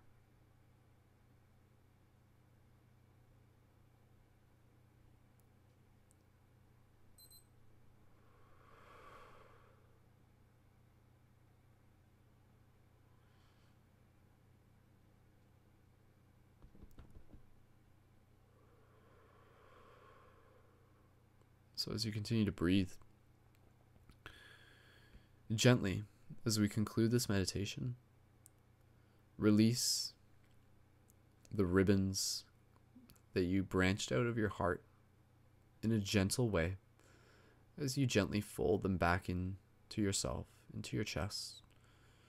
And you see this circle expanding as we all almost floating backwards, as if we were floating above Earth in the first place, floating out in all the directions that we come from, in all the directions that we gather from. And so as you do this, you can almost visualize your body, your astral body, floating back to where you are now, feeling the ribbons moving back into your own heart, and yet knowing that this visualization is something that you can return to at any moment on your own as well. And so feeling the presence in your heart, feeling your connection with your heart. Take a couple more breaths here, and then gently we'll transition and conclude this meditation.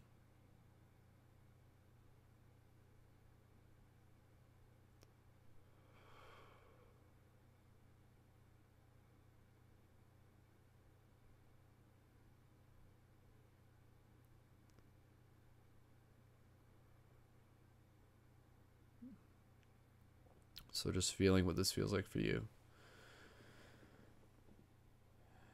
And expressing gratitude for yourself in this moment and for others.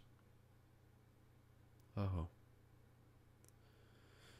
And slowly, at your own pace, gently bring awareness back to your physical body. Slowly wiggle your fingers and your toes. When you're ready, maintaining awareness of your breath, gently bring your awareness back to the space around you. And slowly open your eyes when you're ready.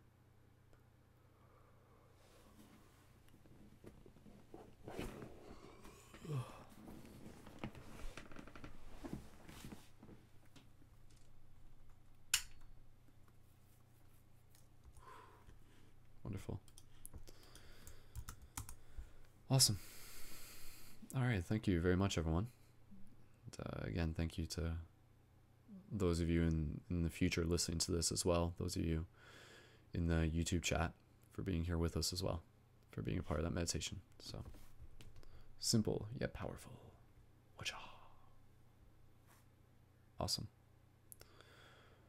All right. If anybody just wants to leave some like 333s in the comments, or leave if that meditation was enjoyable for you, or just any feedback you guys want, totally welcome.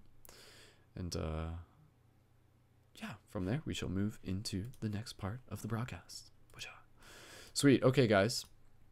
So in terms of the next part, this is where we might kind of move through things pretty quickly. We don't have to stay on much on stuff too much more than we have to. And we'll get into the open discussion, practice, and branching pretty soon. And like I said, if we can finish this broadcast by 12, that would be awesome. So that gives us about an hour to play with. So the next step on the itinerary for roundtable discussion is the individual paradigm shift community updates. So I'm not exactly sure. Like Hector was like the other admin he was the admin for Paradigm Shift Reno, and you can find that on Facebook. He may be back, but I don't entirely count on it.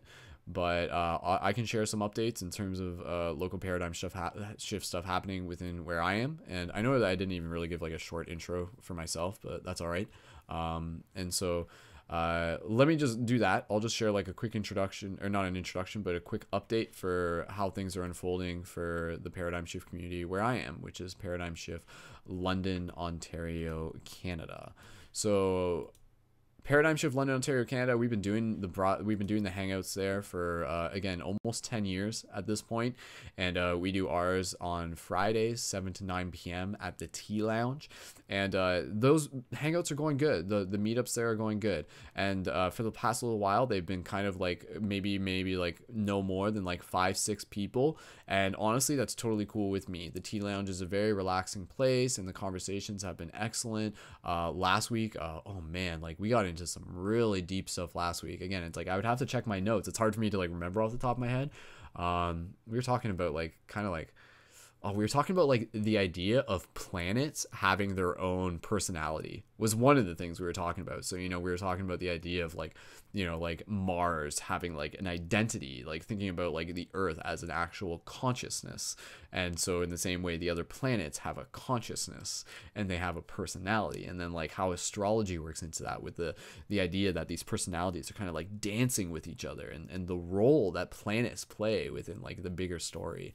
Oh man, we were talking about all sorts of stuff. A lot of it was like related to like the power of the mind and sovereignty and self-awareness, and even gotten into like psychedelics and everything as well was part of the discussion. So that's really wonderful. Stuff that's happening in the future for the Paradigm Shift Paradigm Shift London, Ontario, Canada community is what we're actually doing. There are also ecstatic dance events happening here in the community. Ecstatic dance, for those of you who aren't familiar, is a dance event where it's really intentional and meditative, and basically you have a playlist that has like a cadence, so it's kind of like a crescendo. It moves through different songs. It lasts for like an hour or 2 hours, and people are in this space, and it's a very like not like you don't talk while you're there. It's not like a party in that sense, but it's a place where people can like actively express themselves through dance in that form.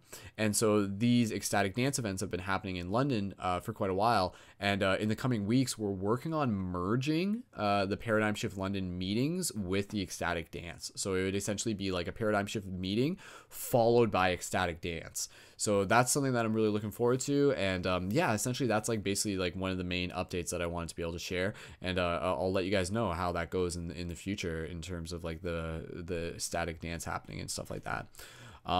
Another thing that I just want to be able to let you guys know within the idea of communities and stuff like that, I want to be able to help you guys, you know, evolve your Paradigm Shift communities. And one thing within the Paradigm Shift Central website that we haven't fully activated yet, that I'm going to be activating in the near future, bit by bit, for those who are serious about creating a Paradigm Shift community, is to create within the website, for those of you who have like profiles there, you can create individual teams.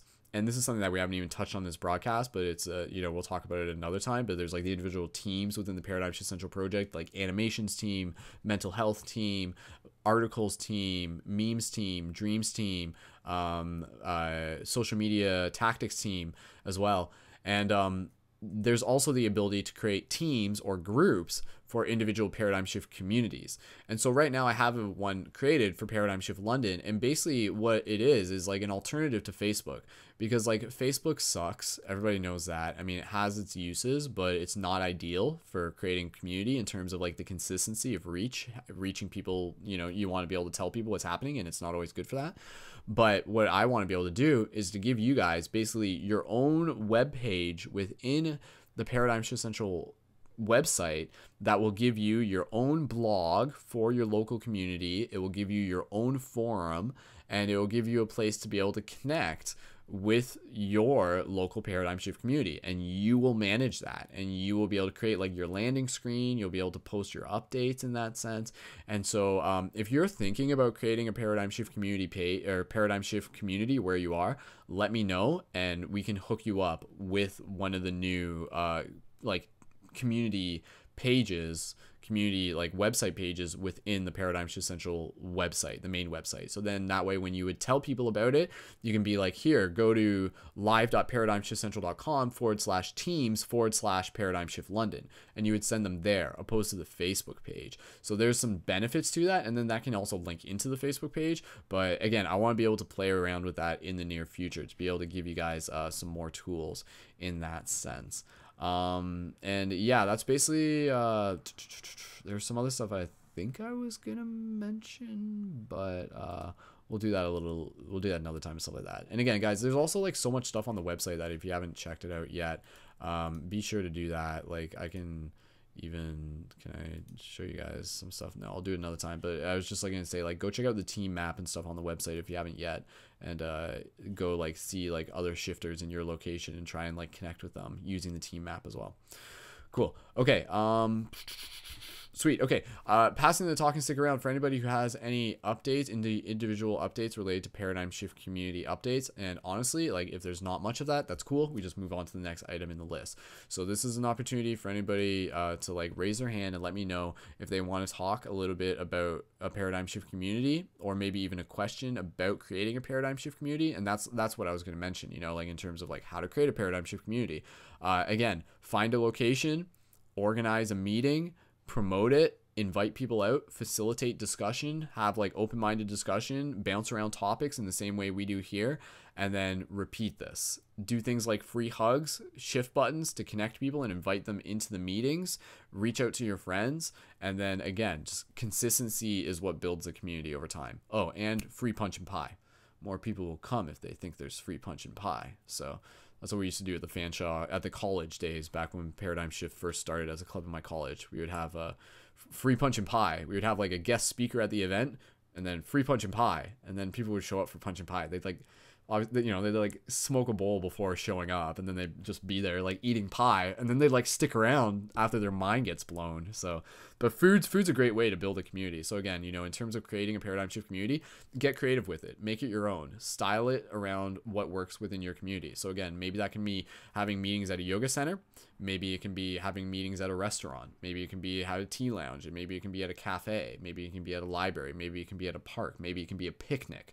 So consider the different ways that you can bring people together in your community with the intention of being able to practice talking about metaphysical, spiritual, paranormal, outside the box things that we don't always get a chance to talk about. The intention being really to practice having conversation, yet out of that practice, you also create friendship and you create community in that sense. And that's how it works. And that's how we change the world, by like developing those relationships with people in our community and continuing to support each other and being mirrors for each other's growth. That's a powerful thing behind why the communities are so successful. So again, anybody have any questions or comments or updates that they want to share in terms of individual Paradigm Shift community updates? Now is the time. So let me just take a sip of water, and again, anybody unmute their microphone, and if nobody unmutes their microphone, then I assume that means we have no questions and we'll be ready to move on to the next thing.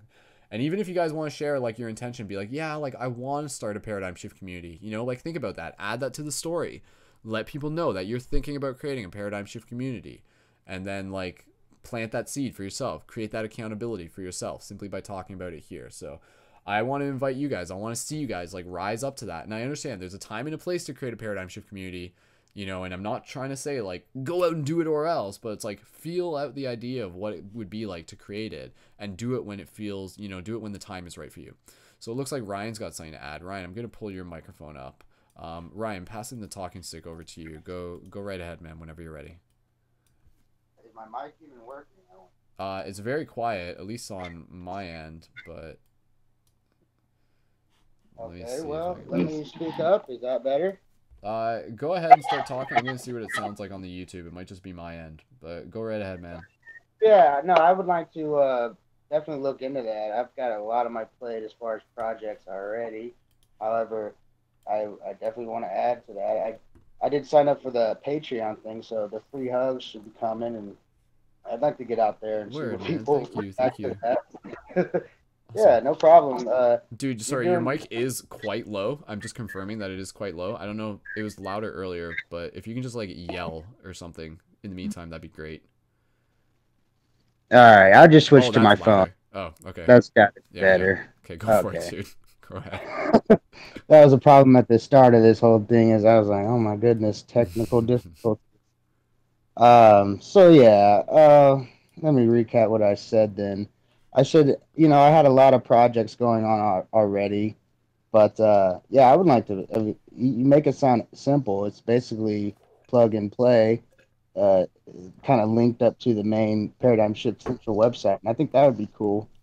So yeah, I definitely want to do that because you know, just to say the paradigm shift is cool, and for lack of a better adjective, but you gotta address the social factors that really, like you said, how Facebook dictates, who sees what, etc. So, I mean, you gotta understand, like, everyone's not going to be plugged into this because nobody has the balls, or as you put it, the badassery. And I do generalize. I say nobody. Obviously, not true, but yeah, I think that's an important thing, and I definitely would like to try my hand at that.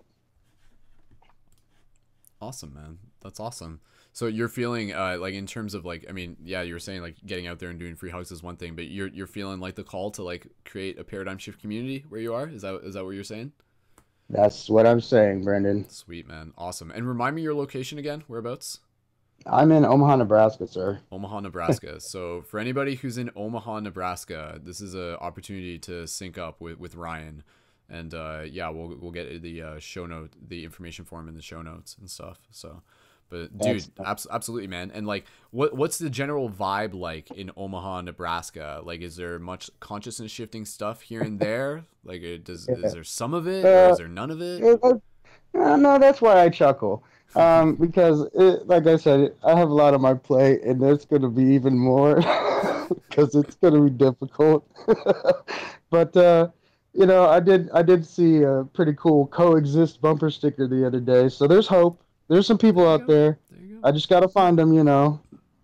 Awesome, man. Yeah, and again, like, that's the logic behind creating a paradigm shift community, is the idea that people are out there, and when you create that portal, when you create that community, like, it attracts those like-minded people. It's the old idea of, if you build it, they will come. So understanding how the synchronicity works is like a big motivator behind doing it. Otherwise, it's just like, you feel like you're like pissing in the wind, so to speak, and people are just like, why even bother? No one cares. But it's like, dude, no, like, honestly, the universe cares. And when you like create that community, like, people will show up. You just have to give it a little bit of love, like, water that plant, and really do it in a patient way. Like, the paradigm shift community that we've grown over the years, like, it starts as a little plant, and you water it and you water it and you tell it that it's beautiful and you love it, and then eventually, when the time is ready, you move it to a bigger pot. But like, you have to be very like patient with it at the same time. But overall, like, it yields like incredible results and fruits in a very literal sense. So yeah, man. Yeah, well said there. Cool, dude. Awesome, man. Well, dude, that's awesome, man. I'm excited. I'm excited for you to do that, and I'm excited to hear more about how that works for you in the coming future and future broadcasts as well. So thank you. I'll have to start a quest journal for that one. Hey, right on, man. Even more power to you. That'd be great. I would love to see that as well. So sweet. Awesome. Cool. All right, Ryan, anything else update wise on that? I think that's great. That's pretty much it for now. You can talk till we're blue, but it's time for action. yeah, exactly, right? Sweet. Cool. Awesome. Sweet. Thanks, Ryan. Huge thumbs up. Thanks, man. That's wonderful. Yeah. Awesome. And again, like, hearing people like taking that initiative, like, that's just, it inspires me, but it inspires like lots of other people, right? So I mean, someone just listening to Ryan talk about that, they're just like, if he can do it, I can do it. If she can do it, I can do it. If he can do it, I can do it. It's just, and that's really the idea behind this, is that like, we all can do it. We can do many things. What it is may be relative and maybe something we want to meditate on, but there is always something more for us to do, like, kind of like reflect on that idea, the idea of like, what is like the most impactful thing that I could do to make a difference in this world, and just kind of like sit with that. And sometimes it doesn't have to be like this like grandiose idea. Sometimes it can be actually something like quite simple yet effective. And that's kind of like the logic behind the Paradigm Shift Community Project, is that it's really focusing on simple tactics applied effectively through the power of consistency. So it's creating that container, that model, that format, and then like sharing it as a blueprint. Cool. Okay. Anybody else want to share in terms of community updates? Anybody else want to like step up to the plate and take a swing at creating a paradigm shift community? So, like, literally, this is a chance to be like, yes, I am committing myself to this. It might take me months until it happens, but I want to do this, right? And I know you guys are all doing awesome stuff in whatever way. So, anybody else have anything to share? Otherwise, we'll move on to the next part. Okay, Amanda, I think let me pull up your microphone there. Amanda, if you would like to share anything, go right ahead. Hey guys, yeah, so as a surprise to even myself, this is definitely something that I want to get more involved in, which is obviously why I'm here. But what's funny to me is the other day when we did that tarot meditation and you got the Hierophant, I remember my first thought was, all I want to do is get away from people right now. And I'm sure there's probably a lot of other people that can relate to that feeling of just like, I'm just sick of people and I want to get away.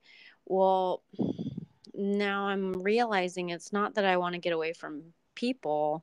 It's that I want to attract more like-minded people into my life, which I feel like I've done pretty good overall. But lately, especially on social media and stuff like that, I'm really trying to put myself out there more and be of assistance to people. And I'm realizing that my community here in Salem, Oregon could really use a place for us to come together and talk about these things that we love to talk about. But, it's like hard to find people sometimes that are into talking about that stuff like us. So I think this is something that, again, it's going to take me time, like you said, but I'm thinking this is something I can probably do, and I've got the time and resources that I think I might just go ahead with this.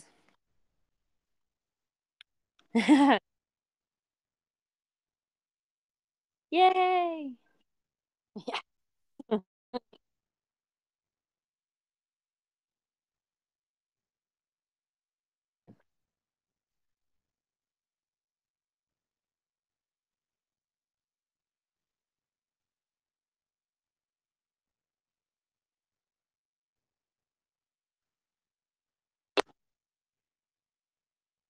Mm-hmm.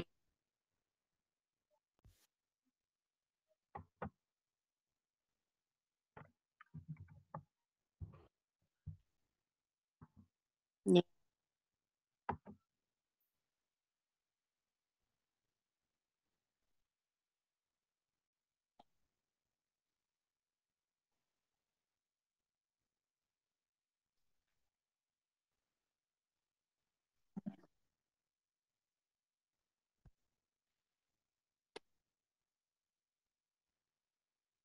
Sorry. My bad. Sorry, YouTube. I was just forgot to pull my audio up. Let me repeat myself for the YouTube. Thanks, Anna. You guys are keeping the ball on that one.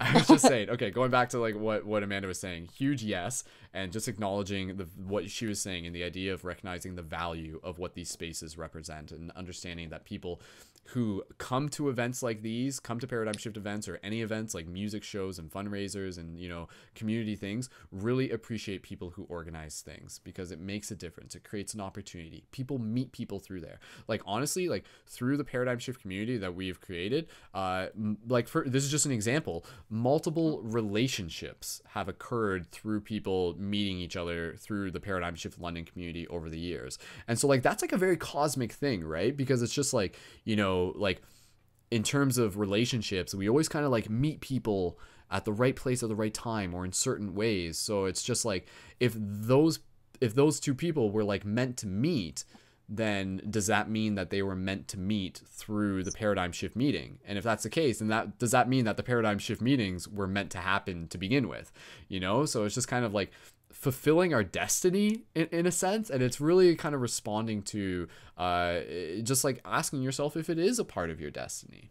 And again, like there's different roles that we all play within the shift, but really understanding that like the leadership role of creating community is so important right now. It is so valued right now. You know, when you look at the world and you look at all the things wrong with it, a big part of that comes from the idea of disconnection. So what do we need? We need connection. And that doesn't have to be like this overcomplicated thing. It literally can just mean meeting up for like 2 hours a week and talking about what's real to us, what matters to us, talking about our challenges, talking about our celebrations, and expanding our hearts in doing that and deepening our connections. And then again, that ripples out even further and it goes beyond this generation. So yeah, Amanda, I'll pass the microphone over to you if there's anything else you want to say just about, you know, like kind of like what it feels like for you to kind of like step into this idea and this calling, and like you said, really being patient with it is very important as well. So Yeah. Well, like what really resonated a lot with what you said that unfortunately YouTubers didn't get to hear that first time, but when you're talking about like the party or the person that brings the people together, and it's kind of like this hub, and these people that may have not met organically, they somehow come together, and yeah, it does. It feels like, you know, sometimes you meet people that you're like, wow, this is like serendipity or whatever, you know, and I really resonate with that idea of like, it's like a big party. It's like bringing people together to share in the joy and the happiness. And I mean, that's something that I've done for years, but just not really lately. But yeah, it's something that I think I'm ready to step back into that role and, you know, just really embrace being able to bring people to the same space that they can share, and that whole artistic creative component that you were talking about is so important. And so it gives people this, you know, like, I don't know, I don't want to say purpose or whatever, but maybe that's the right word, I don't know, but it gives people this kind that of that is the right word. yeah, okay. I don't want to overuse that word, but yeah, you know, it kind of gives people this purpose of this feeling that they're connected, like you said, and I'm into that. Yeah, that's you're right. Like the thing that I've always tried to like work into the Paradigm Shift Central project is to give people a sense of purpose, is to give people an understanding that they are part of a bigger story, and that they have a role to play, and that they have a difference that they can make, and that they are not just a bystander, but they are actually contributing. And again, you know, like what is that story? It's the story. It's the story of us awakening to ourselves. And so again, like there's always something to that. That story doesn't end. There's always new people being born. There's always new souls coming into this earth school. There's always new opportunities and lessons that we can share and experience and pass on and things like that. And so it really brings us back into this this really humble place of service as well, you know? And I think like that is key. Like that is powerful, right? And that is purpose. Yeah. To be able to find service in being able to help support others, and then in doing that, finding our purpose and like finding more out about ourselves through seeing like the relationship that we have by helping others step into their own purpose. So yeah. But yeah, go ahead, Amanda, if there's more what's on your mind or on your heart. Totally. I love that, the whole idea of service, and I always feel like I'm at my best and I'm happiest and I'm feeling like I'm aligned when I have service to people. And so, yeah, I really love that. And a lot of times that's my advice to others when they're feeling down or they're feeling like just shitty or whatever, just too bogged down by all their issues and stuff. I tell them, you know, step outside of yourself and go help someone else, you know, like step away from your own stuff for a while and focus on helping the greater good or just helping one person, you know. It's like it really makes a huge difference. Yeah, totally. And again, you know, like that's like that the way how the world will change will be through like one individual action at a time. And so again, you know, like that's why we talk about the things like free hugs. Like those free hugs are so powerful. They have so much potential behind them. And I was having a good conversation with someone about this today, just like the amount of like layers and complexities as to why free hugs are important, you know, like the way how it is teaching us about our own ability to like have the sovereignty to like step forward with vulnerability, yet still like be able to be powerful. Like, you know, you're putting yourself out there, you're putting yourself in a vulnerable position, but you're doing it in a strong way, in a confident way. And like also the idea of like knowing that in doing that, you're literally like changing the way people think about reality, because sometimes it is so like different from what they're used to, and it makes them question, and it makes them question themselves, it makes them question their reaction to it. And again, obviously when people actually do come up for the hugs, those hugs can be like transformational in the moment. They can be healing. Physical touch is a very important thing that a lot of people don't get enough of these days, and like it's very like again, healing is the word that comes to mind. And also the idea that, you know, there are some people who literally don't they don't have the opportunity to have that physical touch, and so maybe they have gone an entire year without hugging someone. As crazy as that sounds, that's actually not as uncommon as like we might hope it wasn't. So like when someone comes up to you for a hug, you know, you almost have to think in the back of your mind that like, you know, this could be like the most important experience that this person has had in the past several months, or something like that, you know, just because you don't know what they're going through, you don't know exactly what it means to them, and it's not your job to know, but it's just your job to hold space and allow it to mean whatever it means for them, you know. And so like that's where people, I've had this happen, come up to me, you know, people come up to me and they'll come up to me and give a hug, and they'll just be like, you have no idea how much that meant to me. Like, you know, and they won't, sometimes they'll talk to me, sometimes they won't, but, you know, like sometimes they'll just be like, yeah, you know, like I just had the shittiest day of my life, and here you are, and you're like, and to them, you know, in their words, it's like, you're an angel, you know, like you're like a guardian angel right now, like sent here to like give me hope or something like that, right? So different people can kind of see it from different directions, but it really is like, you know, it goes back to the idea of hope. Hope is a very powerful word, and that's something that people need. People need hope. They need the idea of narrative. They need the idea of seeing the story, which leads them to the purpose, which leads them to their purpose, which leads them to their involvement in the story.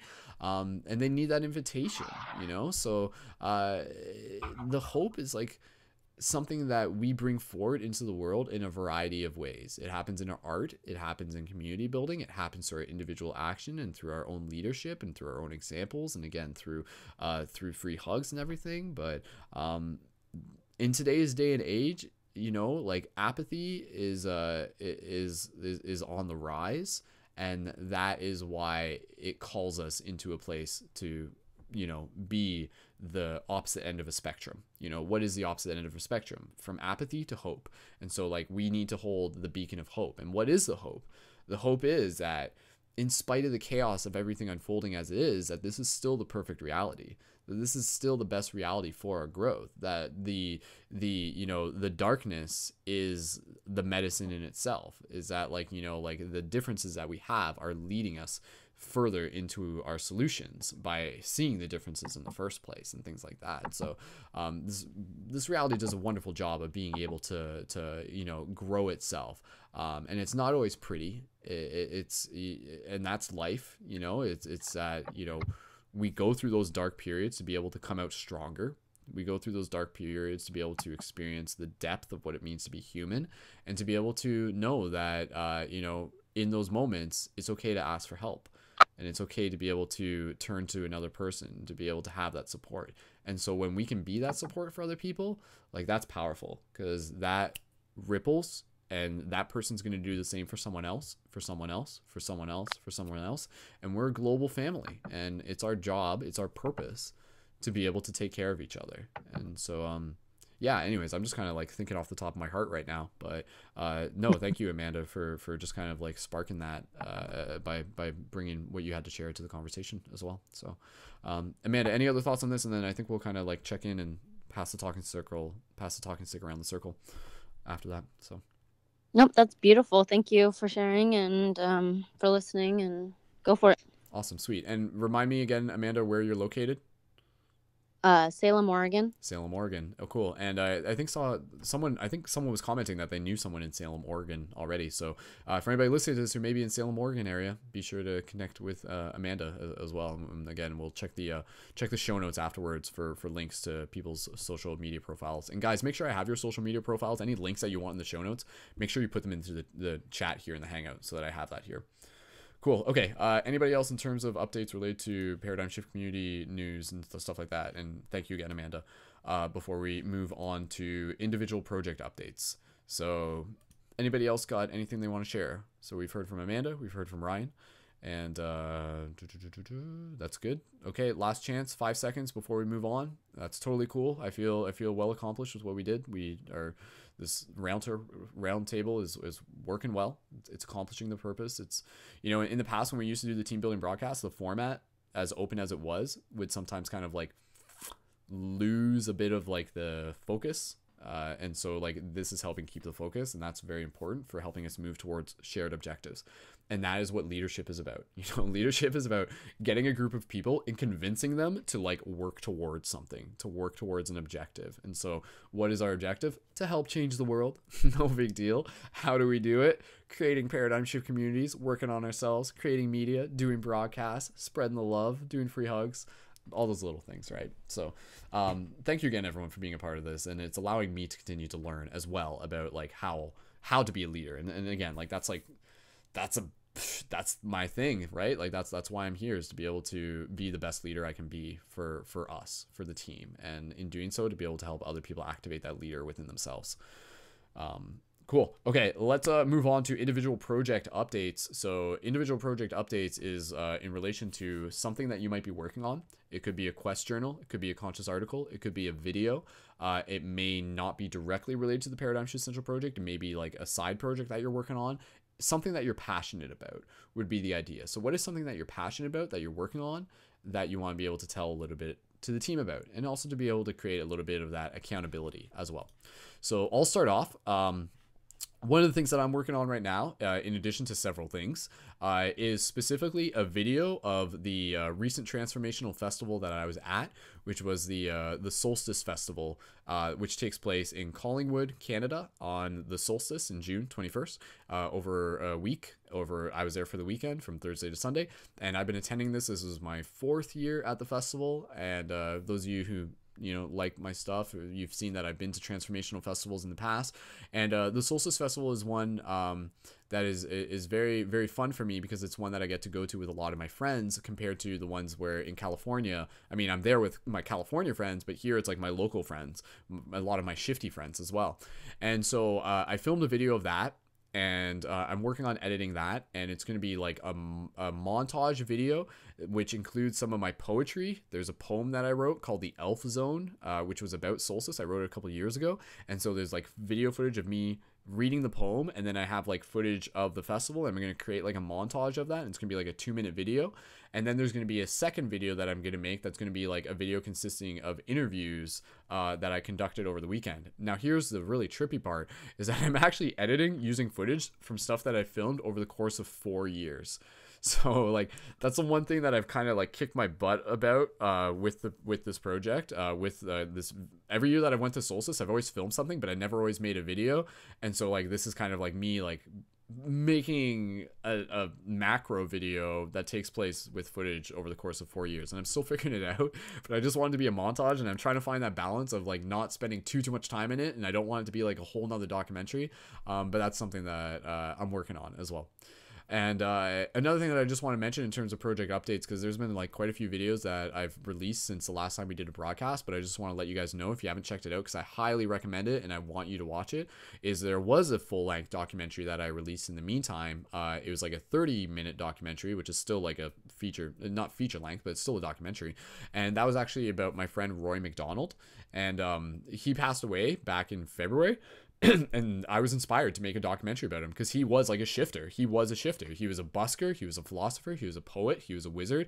And he would spend his time out on the streets, like doing busking and sharing poetry and helping change the world and creating those connections. Very inspirational man for myself and for other people. And and his passing like affected me greatly.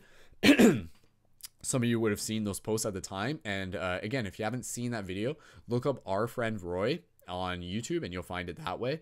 And yeah, you can find it on my YouTube channel. I highly invite you go and check it out. And speaking of people who have just like passed on and stuff like that, I just want to give a special shout out. This is like kind of like side brackets here and stuff like that, but just because it's a little bit of a branch, it's not about project updates, but I just thought about it because I want to mention it. Another friend of mine passed away just last week, and I was at his celebration of life today, and his name was Hank. And I just want to give a shout out to him if he's like tuned into this from the spirit realms. Hank created a group here in London, Canada, known as the London Seekers, and that was something that I attended like way back in the day, and it actually like inspired me to create Paradigm Shift. And so me and Hank were always like very much like echoes of each other, doing like a very kind of community oriented spiritual events. And yeah, and he meant a lot to me, and I just want to give like a huge shout out to him, and you know, just a lot of gratitude to Hank. So thank you, Hank, for all you're doing. And yeah, you know, the love that he brought into the world continues through the love that we continue to share with each other. So shout out to Roy, shout out to Hank, and shout out to all of our friends on the other side. So okay, that's there's other stuff that I'm working on too, but I'm trying to think off the top of my head, but that's fine for now. So we'll pass it over to Anna. She's got something to share, and then from there, again, we'll go through project updates, then we'll go through dream recall sharing, and then we'll go into poetry sharing, and then a little bit of open discussion practice, and then closing intentions, and then meditation, then we're done. Anna, I'm going to bring your microphone up if you're ready for that. And Anna, go right ahead when you're ready. You can tell us a little bit about some of your project updates. Yeah, thank you. So as I was saying earlier, I am currently working. One second. Just make sure all the volumes are up. How's that? It may be good enough. So go ahead and talk, and I'm gonna like double check through YouTube as you're talking. I'll let you know if it's not. Otherwise, just keep going. Okay, no worries. So I'm currently working with an Australian hip hop artist, Verb. Shout out to you. Woo. And we are creating a few conscious songs to relate to sort of the teenage audience. But our current one, the one that we just released, is called Hands Off, and it is about domestic violence. So, and it's turned out amazing, but we're working on a clean version of it, of course, because I've been talking to a domestic violence advocate and hoping to put together a program so I can go to local high schools and talk with the kids about domestic violence and its impact on families and everybody else around you, emotional and mental impacts and all of that. And hopefully we can start to breed it out of the next generation, because it really is an epidemic. It really is. In Australia, it's quite a major issue right now, and the government's really focusing on harsher punishments and stuff for those who are, you know, perpetrators and whatnot. But I want to also bring to the table that I think that there's a lot of focus on the victims, and we all need support when we're a victim. But I want to try and put together some programs for the perpetrators themselves, because I just think that throwing them in jail and not doing anything about it it's not really fixing the solution. You know, everyone can change, and I think there should be more programs out there for those people who have issues with anger or whatever. So that's what I'm working on. I'm going to be writing a quest journal. I am currently working on it, but I'm not too sure if I'll complete it or make a second one after I've done my first chat with this high schools. But yeah, that's what I'm working on at the moment. So yeah, sorry, you're eating. There we go. Thank you, Anna. Yeah, no, I forgot to eat dinner today. Sorry, I apologize. That was rude. But no, Anna, I think that's incredibly amazing what you're doing. You know, to be able to take something that is very, you know, real for a lot of people, for something that, you know, like it's something that there's experiences behind those, and to be able to help create art that is going to be able to help raise awareness about this. That's very, very, very powerful. And also, just kind of like picking your brain and stuff like that. This must be like a very almost like therapeutic experience for you to be able to create this content and to know that it's helping other people. Do you feel this way? Like, how do you feel like, like how do you feel this is kind of like helping you as well, maybe by being able to like help others this way? Well, absolutely. It really is. As I said, I think it was about 2-3 weeks ago that we released the new single, which is Hands Off. And I was going through a pretty bad situation. And I think that producing the song, it gave me the strength to walk away, and so here I am. I was in a really bad place a few weeks ago, but I'm starting to get back on my feet, and I want to share that with other people. You can do it, as hard as it is, and as much as you care about people, you got to think about yourself too, and the impact on your children and everybody around you. So, yeah. That's beautiful. Yeah, no, thank you, Anna, for doing that. So, and you made sure drop some more links for that into the YouTube or anything if people want to check that out and stuff, and we'll make sure we include that into the show notes as well. So, and Anna, just out of curiosity, what are some other topics that you would feel called to make music about in the future, as well? Because I know, just like Anna's made a lot of really cool stuff. One of them she actually made was like like based on one of the poems that I had. She like took the poem that I had and like used that as like lyrics for a song, and then like created like the beat behind it and everything. It was really cool how you did that and stuff. But yeah, no, thumbs up on that first of all. But yeah, any other like things topics wise that you would feel called to make music about in the future? Well, like you said, I did your poem, so that's Infinite Aura, and that worked out really cool. I used one of your Jedi videos for that, and it went really well. I've done one on homelessness and one on domestic violence, and I think the next one that we're working on is coming back from, from nothing. When you're feeling just completely done and over it, and how it feels to come back and find yourself again. And there's also one coming in the future about suicide and bullying. So, we're just going to move on from that and see how that goes. Wonderful. Awesome. Thank you, Anna. That's wonderful. Yeah, like getting like a lot of love here and stuff like that. Tony saying awesome as well. So cool. All right. Well, Anna, I'd love to hear more about that. Any other updates? Or otherwise, we'll pass the talking stick around. And I think that's a great update that you had shared there. So no, that's about all at the moment. Thank you. Cool. Awesome. Sweet. Thank you, Anna. Thanks everyone for listening. And go team. Yeah. Making a difference in the power of art. Yeah. Seriously. But no, it's true, like art is the way that we need, like one of the ways in which we can look at some of the darker things within this reality, and to be able to not only look at them, but to be able to heal them, to be able to help create discussion, to be able to help create insight, to be able to help create community. And a lot of times, like, like sometimes people who will be out there will be suffering, and they'll be suffering in silence. And so to be able to like create something that is not only going to be like engaging, but also like polished and expressive and things like that, it gives people a sense of again,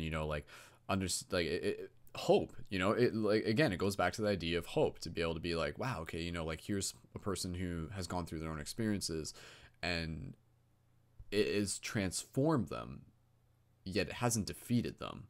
And so like that's like a very, very powerful thing, because I think it's a very courageous thing to be able to touch upon something that is so close to us, that is so vulnerable, and yet to do it in such a brave way. So Anna, you are very brave is the word that comes to mind in what it is that you're putting out there. And again, the universe loves bravery, loves courage. So I'm excited to be able to, yeah, no, thank you. I'm excited to be able to see more of what you have, as well as continue to be able to help support it, what we can through the community as well. So thank you very much. Awesome. Thank you.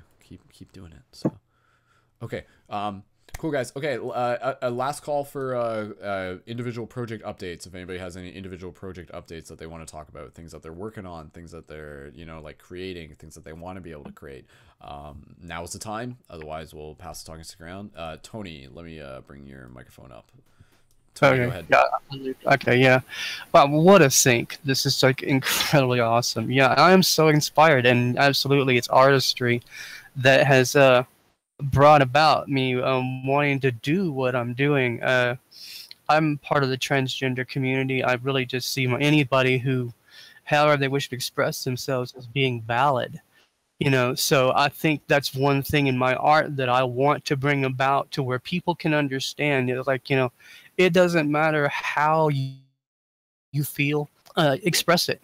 You know, it doesn't matter how, if you know, whether or not you have gender, it not only want to call it issues, feelings, you know, that you want to put forth, do it, you know. And that's what I want to put forth in my artistry is literally that inspiration, is being that voice, that example in life that people can look at and say, hey, you know, that person made my day, because I look at them and I can see they're not afraid to express how I feel, even though I've been told it was wrong.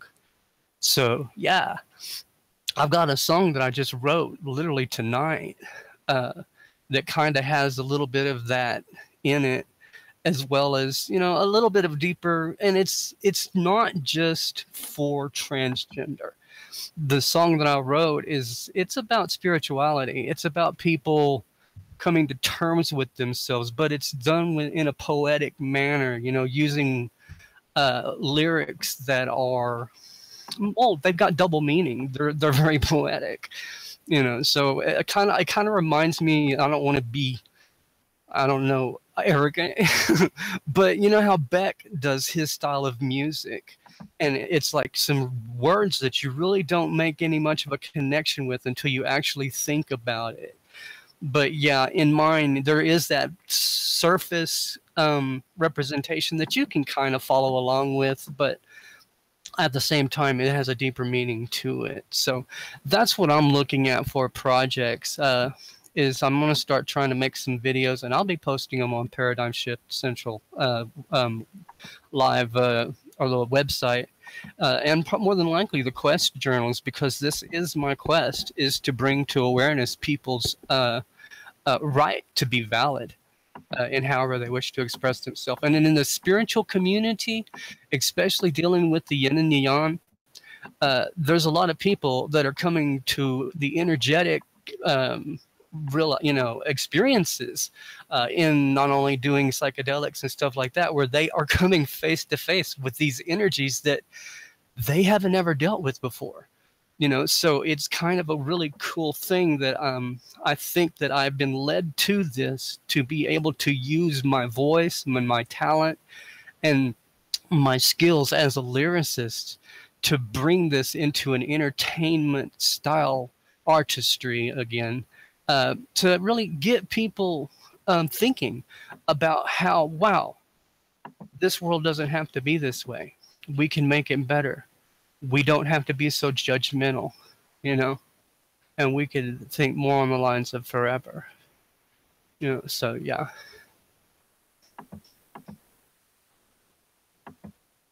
So that's pretty much it as far as I got, and as far as project goes. And later on in the poetry section, I might go ahead and read some lyrics, but I'll leave that for them. Awesome, awesome, dude. Tony, thank you for being a champion of you know, that, of your cause, of being able to, like, you know, it's something that we've talked about in the Paradigm Shift community before, just the idea of, like, you know, gender identity and social norms and constructs and labels, and, you know, again, also how that relates into spirituality and the awareness of, like, being able to find the yin and yang within all of us and everything like that. And I think, yeah, like, I think again, like, I keep going back to the same word, but I keep going back to the word of, like, badass, and Tony, like, you are a badass, and I love that. Thank you. Yeah, and like, and again, like, when we own that, right? When we own who we are, like, again, yeah, what you were saying, like, it's like nothing to hide, like, own who you are, your authenticity, shine your light, and like that, That's good. Like that's you know, that's like that psychedelic chocolate that we could eat all day type thing. Yeah.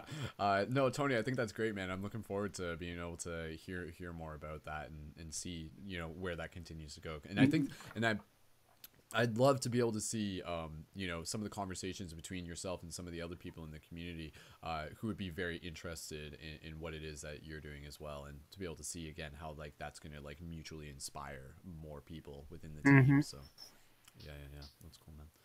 Sweet. All right. Anything else, Tony, or even if you just want to like plug your links or anything like that, or where people can find no, not really. I mean, I've got an account on SoundCloud right now. It's just it's Tony Moore 16, but eventually I'm going to put up an account for Spotify. I'm going to use the Starweaver. If that's already taken, I'll probably use Starweaver 11. So. Okay. Cool. But yeah, I'm gonna be putting out some videos. I don't have a smartphone just yet, but I've got a digital camera. So I mean, and the smartphone is coming within a month or two. This is going to happen. So yeah, I've already been working on guitar with it and stuff of that nature. So and yeah, I'm kind of looking for kind of a dub sound. Like I'm not really in the EDM big time, but I do recognize that it's quality. You know, I like where it goes with it. You know, I've been to raves and stuff, and I recognize how it draws you through the whole process. You know, so absolutely, yeah. Dub's rocking. So yeah, I'm gonna be doing that, mixing it with some guitar effects that are modern. You know, and maybe even do that on my vocals as well. So this is going to be a professional presentation to really shake the foundations of reality. That's what I'm after. Totally. Sweet, man. Yeah, okay. No, echoing what Anna says, excited to hear it. So awesome. Yeah. Cool, man. Sweet. All right. Great updates. Good job. You're a badass. Cool. Okay, guys. Let's keep bouncing around, and we'll move things forward. Again, anybody else who would want to share project updates, now is the time. Other than that, we're going to move into the dream sharing process next. And again, there may not be too much of the dream sharing process. We'll kind of move through this, and it's almost 12 o'clock now. I know we said like, oh, if we can finish by 12, that'd be great, but it's okay. If we can finish before 1, that will be perfect. All right. Jesse has a question. Jesse, if you want to ask your question, go ahead. I don't know if I can like reach your mic. Google's weird like that, right? Can I? Jesse, go ahead. If you have a question, go ahead. Yeah, just another mic check. Yeah, it's okay. Got it. Okay, good. All right, my question is, what do you mean by like our stories? You mentioned the word story a lot, I've noticed, and this has to do like obviously with our individual projects. I was just wondering what's your idea of a story, because a lot of us are conditioned and programmed by Hollywood to believe in these stories, right? Like the superhero, the star kind of thing. Like, but I've noticed that the best movies in cinema are kind of like obscure and underground and don't really have a story or a star person. And just like viewing reality through that way, where, I mean, everybody has a cinematic film of their own to perceive life through, right? So, yeah, no, yeah. I appreciate that question. Yeah, no, I mean, that's a good idea of like, what does it mean for us to be our story, to have a story? You know, I think in this case, I'm just kind of like using the word story as a synonym. Synonym, is that the word? I always get those mixed up. A synonym for experience is basically what I'm pointing to. You know, the idea of just being able to share a little bit about our perceptions, the way we view the world, the way we relate to the world, the intentions that we have. But at the same time, you know, like understanding that like the idea of acknowledging that there's a story also creates the idea that there are chapters, that there are parts that will change, that there are like elements that have yet to be revealed, that there is mystery still ahead, that there are new characters to meet. You know, life is that story. Life is like that book that we are continuously turning the pages on, in that obvious metaphorical symbolic sense. read into it as much as you want or as little into it as you want. I wouldn't even hold on to the idea too hard, but more or less, just encouraging people to be able to share experiences. And if, specifically going back to like the journaling part of that, so yeah, if that kind of like answers your question, Jesse, like I admit there's not like a solid answer on that, but I don't think like there really needs to be, because it's kind of like if the word story doesn't work for you, that's fine. But just going back to the idea of like sharing experiences would be the basic concept. So, but yeah, that's good. Jesse, I don't know if you had anything else to share on that, but we'll double check and then we'll move forward with individual project updates. Jesse, anything else on that, or just if that clarifies or anything? Okay. Okay, cool. All right, so you're anything else on that at the moment? Is that good?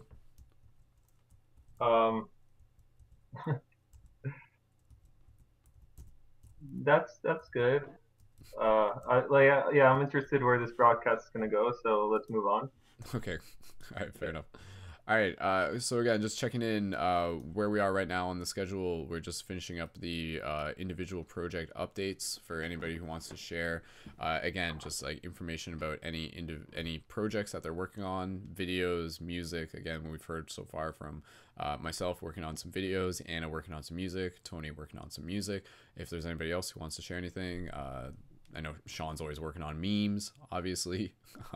So last call on individual project updates before we move over into dream sharing part of the broadcast. So I'm not sure, Ryan, I'm not sure if you had something to share. I'm just pulling up your microphone. Ryan, did you have anything to share? I was just seeing that you're unmuted. Yes, there. sir. Yes, I sure did. All right, sweet. Ryan, go right ahead. Lately I've been caring for 8 brand new puppies.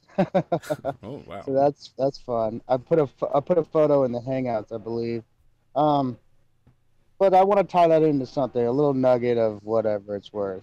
So I've bred my Rottweiler puppies different for about about 3 or 4 years now.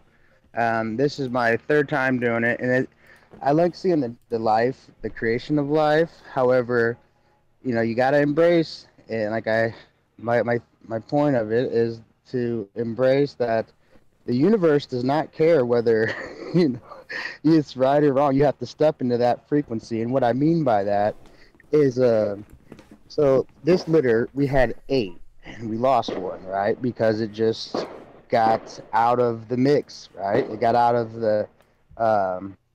the herd, if you will, and it probably did not keep temperature or what have you. But and that's happened to me before in the past, where my other dog, she had 11 puppies, but she only had 10 nipples.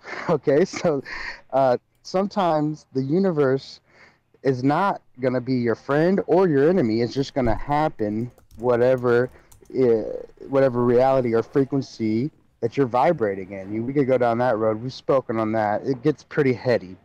But I've, like we all have, come to a journey where, it's time to step in and realize these things are not just mumble-jumble abstract ideas. They're real-world ways to apply your reality and why it is the way it is. Does that make any sense? Yeah, that's definitely part of the objective. Keep it practical. Yeah, so it is important to embrace that. There's going to be pitfalls. There's my metaphor, my analogy with the puppy is that it just got out of the mix. So don't get out of the mix. And so Word. It's if you get out of the mix, then you're not stepping into your true potential. And I'm a better writer than I am a speaker. I do get excited on these calls though, because I hardly ever reach out in a voice manner, because I get to the point where it's like, well, why even waste my energy, right? So that's why I like talking with people who are not going to be judged speaking patterns or etc. Because you've been there, done that. You got to realize, like you said earlier, that people do want to have some hope. They do want, they like being brave as hell and being, like you said, a badass. So for what it's worth, you know, you're gonna have that one puppy, but in the reality, you know, it's just what you make of it. Word, man. Word. No, I appreciate you sharing. There could be, you know, there could be some wisdom there that might be something that could be like put into an interesting quest journal sometime. So even just, you know, see what happens when you practice kind of like writing out a little bit of what you shared there, the metaphor of the puppies. So something, I don't know, just thinking about that. Yeah. I just muted my mic because I wanted to hear you. I'm outside right now, so I didn't want any interference. No, it's all good. But like I said, I'm a better writer than I am a speaker because my thoughts go faster than my words can actually pronunciate. So there's that. But yeah, questionable would be right on point for that one because I can. It's all practice, yeah. Yeah. Thank you. Cool, man. All right, thank you. Sweet. All right. Thank you, Ryan. Okay, let's keep jumping around here, guys. We'll move things forward. So last call on any individual project updates, and then we're going to move into the next part of the broadcast. To be honest, guys, I'm starting to feel a bit of the fatigue set in. And again, this is a learning experience for me to be able to like figure out like what's the best way to like work with the format of this, and like are we trying to put too much into one broadcast? Like, is this just gonna like, you know, like should we rearrange things and things like that? So that's why I'm experimenting this, but we'll stick with the routine. But keeping in mind that we're gonna wrap things up in the nearish future would be the intention. But again, thank you everyone for being a part of this. For those of you who listen to this in the future, and there definitely are people who listen to this in the future, you know, just like take us with them on their walks throughout the day and everything like that. And you know, just thank you for like valuing what it is that we're creating here for community. Because I mean, I know like sometimes it's not always like, oh, the most like super exciting discussion or something. Sometimes it's like very like almost like like kind of like back end logistics stuff and everything like that. But again, the invitation to be a part of this community is a very valuable thing, and I know that a lot of people appreciate that. And yeah, no, thank you for gathering around the fireplace. So okay, let's keep moving forward. So closing off on the individual project updates now. If you have more to share next time, that's totally cool. We can do it then. And moving on into dream sharing. So we'll move into dream sharing. And again, the intention behind this is just to be able to give an opportunity for people to concisely, that being the keyword as we move forward to the end of the broadcast, share anything related to dreams that they would like to share at this moment in the broadcast. So that can be, you know, recall of a past dream, intentions for dreaming, a practical tip, or just kind of like where they're at with their dreams and things. So I'll begin. I'll be honest, my dream recall has not been the best as of lately. I still like have like recall in the morning, but I'm not always writing down my dreams. That's something I want to be able to improve on, and part of me mentioning that now is to be able to help create accountability for myself to be able to improve on that. And part of the reason why we have like the dream sharing within these broadcasts is to be able to give us a little bit of something to have accountability based around. So, you know, if you know that within these broadcasts, it's like, oh, there's like that dream sharing aspect, like I want to be able to share something and everything like that, then sometimes that means like doing the little bit of extra work, adjusting our habits so that we can have that better recall, so that we can work towards that lucidity, so that we can have that experience that may be like super cool and super out there and super psychedelic, and then share that story within the team broadcast. So yeah, I've had like, I know I've had like kind of cool dreams in the past while. Nothing that's been like super outstanding. But I really do, I value my dreams. And whenever I'm kind of like distant from them from a while, I definitely feel that. And I know that creating the intention to be able to have that better recall is something important to me. And sometimes the dreams that we experience aren't just are meant to be shared. Sometimes they're not, but sometimes like it may be something that will actually be of value to the community as well. So I want to be able to work towards better dream recall so that I can share with you guys like really cool stories about like really like hyperdimensional things. So that's where I'm at right now. Opening up microphones. Anybody else who wants to share anything within dream sharing, just unmute your microphone and let us know. And again, let's at this point, let's keep like the talking stick. So like, you know, maybe like if you can keep it between like 3-4 minutes, that'd be perfect. And otherwise we'll just kind of like do you know, moderation in that sense. So because otherwise, you know, we got a lot of people and a lot of time. Jesse, we'll pass it over to you, and then we'll pass it over to Anna. So Jesse, let me double check your microphone. Jesse, go right ahead. What would you like to bring to the dream sharing aspects at this moment?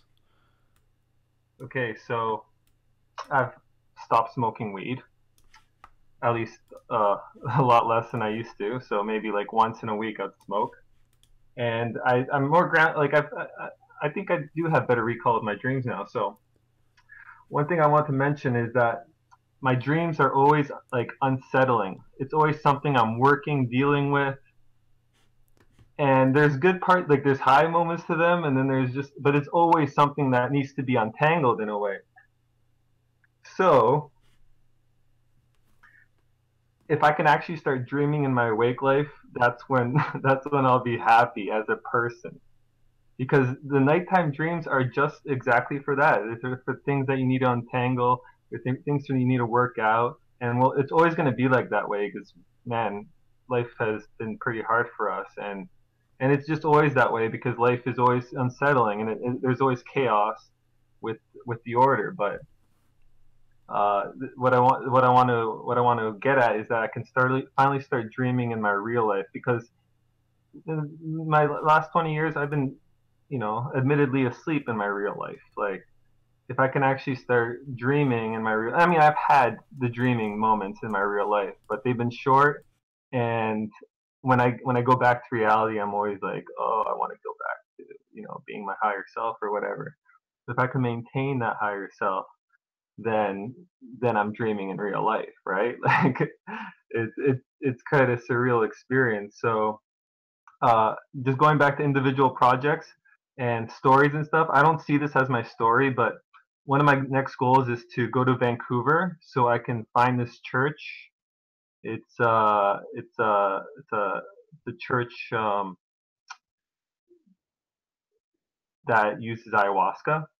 So you know, that in a way that's sort of dreaming, but to me it's not even a story because I know it's not going to turn out any way I plan on it turning out. I just know that Toronto has, you know, I've been here for 25 years and it has little interest for me anymore. So if I can be out there in the country, you know, eating well and breathing fresh air, then I think I'll be a lot closer to that waking dream state. And that's it. That's my 2 cents. So thanks for listening. Right on, right on. Yeah, no, that's yeah, like what you were mentioning there, the idea of like stopping smoking weed and the effects that has on recall, for those who tune in. And that's always something that usually comes up at some point within the dream class. It's just like that practical tip that that Jesse was mentioning there. And so again, you know, it's just like if you're like working on your dream practice and you're smoking weed and you're wondering why your dream recall is not there, see what happens when you like cut back on the weed and again like work in some of your practices. But Jesse, no, I'm glad to hear that that's made a difference for you. Yeah, Absolutely. yeah. If you're smoking weed and you can't remember your dreams, that means you're not fixing anything in your life. Like your life's pretty much gonna stay the same.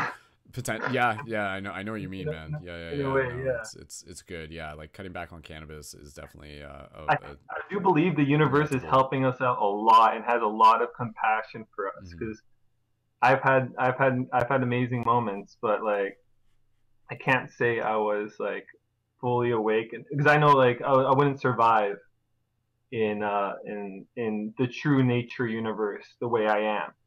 I just had so much help because they, you know, whatever it is actually has compassion for us as humans. It must be the archangels or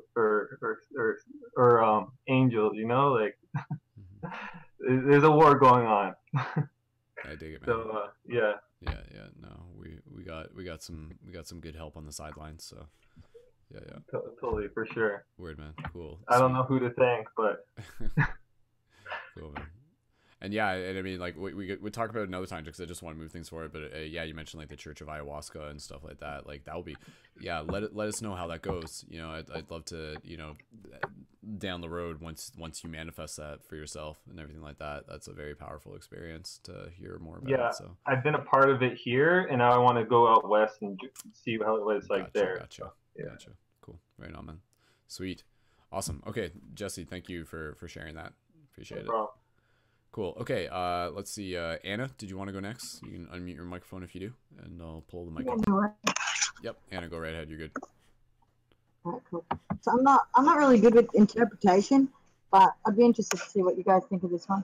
I had a dream not long ago. I literally remember about 30 seconds of it, but I was sort of like in this city, like a Tibetan style city where, you know, the houses and stuff were built into the side of the mountain.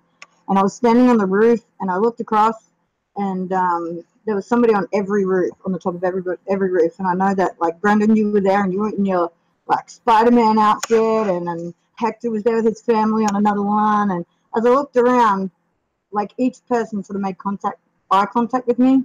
And we just sort of, like, smiled at each other. And that's about all I can remember. But I don't know what the significance of that is. But I don't know. I thought it was cool. I'd like to know what you guys think.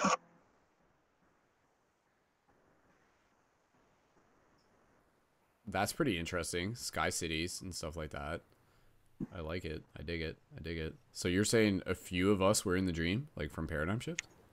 Yeah, like the ones that have been in these team building circles and stuff. Right on, man. And there was a whole heap of people that I didn't know. Like, I could see all their faces. Yeah. Cool. Sorry, I apologize. I'm yawning. I'm falling asleep a bit here. My, like, not in the bad way, but no. No, Anna, I think that's really cool. Again, you know, like within like the concept of why we're talking about dreams even now, you know, for those of you who've turned into dream class in the past, you know, a big thing that we talk about is the potential and the idea of shared dreams, the shared dream experience. And so, yeah, it's a really powerful idea to think that, like, here in the physical, we're like thousands and thousands of miles apart, but like in the astral planes, we have the ability to be like in that shared higher dimensional space. Sometimes it happens with purpose, sometimes it happens by accident. But you know, like in a case like with what Anna's saying, you know, that's really cool. And it's kind of one of those things where it's like it could either mean like everything or it could mean nothing. You could think about it a lot. You could just be like, oh, it was just another dream type of thing. Sometimes it's just like, was that person actually them, or was it just a hologram? Like, was it just a projection of them type thing? But nonetheless, I think, you know, if anything, it kind of like relates to the subconscious idea of like the idea that, you know, you associate this community with that kind of like quest for wisdom, you know, like climbing that mountain to reach that temple type thing. So yeah, no, I think that's cool. I think it's a very, very cool dream to be able to have, and maybe there's more to that dream for you to discover still. Maybe that's like something you'll return to at some point. So yeah, I think so too. Maybe. I mean, yeah, just open up to the idea and see where it goes. So yeah, cool. Well, thank you, Anna. That's exactly, you know, that's exactly the type of little gems we're looking for. Like the documentation of what's happening in the dream space is part of the reason why we want to be able to share that. So very cool, very cool. Thanks. No problem. Thank you. Awesome. Cool. Okay, we'll double check if anybody else has anything they want to share dream wise. I think Amanda's got something to share. Amanda, let me pull up your microphone, and when you're ready, go right ahead. Hey guys, can you hear me? Yep, you're good. Okay. So first off, I was thinking about when I think it was Jesse was talking about his waking life and trying to incorporate his dreams into his waking life. There's a movie that if you guys haven't seen it, you should check out. It's called Waking Life, and it's really cool. It's like done kind of I think it's animated, and like they have a bunch of interviews with a bunch of different people, and they talk about their dreams. And then one of the big things about the movie that comes up is like, how do I know if I'm awake or I'm dreaming? And so it kind of is like a mind trip when you like realize that. I was like, whoa, how do I know? And so I won't spoil it, but it's really cool. And then also lucid dreaming, something I've studied for a long time, because back when I was an adolescent, I used to have a lot of psychic dreams and things that would like, I would dream it and then it would happen the next day or whatever. And so I got really obsessed with trying to remember my dreams, because I thought, well, you know, the more I remember them, the more I can like predict things. Well, that didn't really so much work out for me, but it's still really good practice to, like you said, write down your dreams, keep a journal by your bed, Some people even get to where they like set alarms on their phone so that they can wake themselves up when they're in a certain, what is it, REM sleep or whatever. So there's a lot of information on that out there of how to recall your dreams, like you said, not using cannabis as much and things like that, because yeah, like you said, you're not working on stuff. And what I'm finding out about a lot of my dreams lately is they all seem to be telling me like something I need to work on. And so it's like at night I'm still working on myself even though I'm, unconscious. It's kind of crazy. But yeah, it's, and there's cultures that believe that when you're dreaming is your real life. I don't remember what the culture was, somewhere in South America, but all really cool stuff to think about. And lately I've been just in the morning when I hop on Facebook, I'll just post like a quick little blurb about a dream I had the night before. And I'm sure nobody reads it but me anyway, so it's like just something I can look back on. And even Facebook will remind you, this time last year you had this dream or whatever. It's like, oh yeah, cool. But yeah, that's my input. Sweet. Thank you, Amanda. And yeah, absolutely good sources of information there. And for anybody who hasn't checked out Waking Life, that's like required course content for the Paradigm Shift team at some point, I guess. Seriously though, it is. That's a great movie to definitely check out. And yeah, and also yeah, go watch the Journey to Lucidity movies. They're pretty cool too. Shameless plug, but yeah, no, absolutely. I love that idea. I love the questions that dreams open us up to, like it's just, it really, and that's why the dream concept of dreams has always been something that I've been passionate, and I always feel it's something that very, very, like, it's very important for it to be a part of a spiritual community, for a spiritual community to be like really like, like doing all this stuff and they're going, but if there like isn't some element in some form that's like rooting back into the importance of the dream practice, like I feel there's just like a bunch of stuff that's going to get left behind, or it's just like not a full integration of who we are, because again, like, what is our story? What is, going back to the word story and everything like that, our story in some way on like that bigger scale is to like awaken to more of who we are. And so like as cosmic citizens, part of how we do that is by being present with like the lessons that are being shown to us within multiple dimensions. So, it's our job to be able to put the intention and the attention towards our dream practice so that we can be present as a student for the lessons that are coming through to us within the dream space, so that we can continue to learn and integrate. So I mean, it's dreams are like, I could literally spend hours talking about dreams, and I love that idea of what Amanda was saying, that in some cultures I think that the dream space is like our quote unquote like true life or something like that.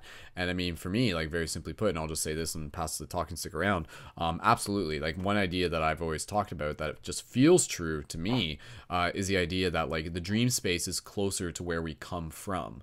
And so like in a sense we're actually like all like from the dream space, and then like the physical like manifested like afterwards. If we were to put things in a chronological sense, it's like the higher, the dream space is the higher dimensions.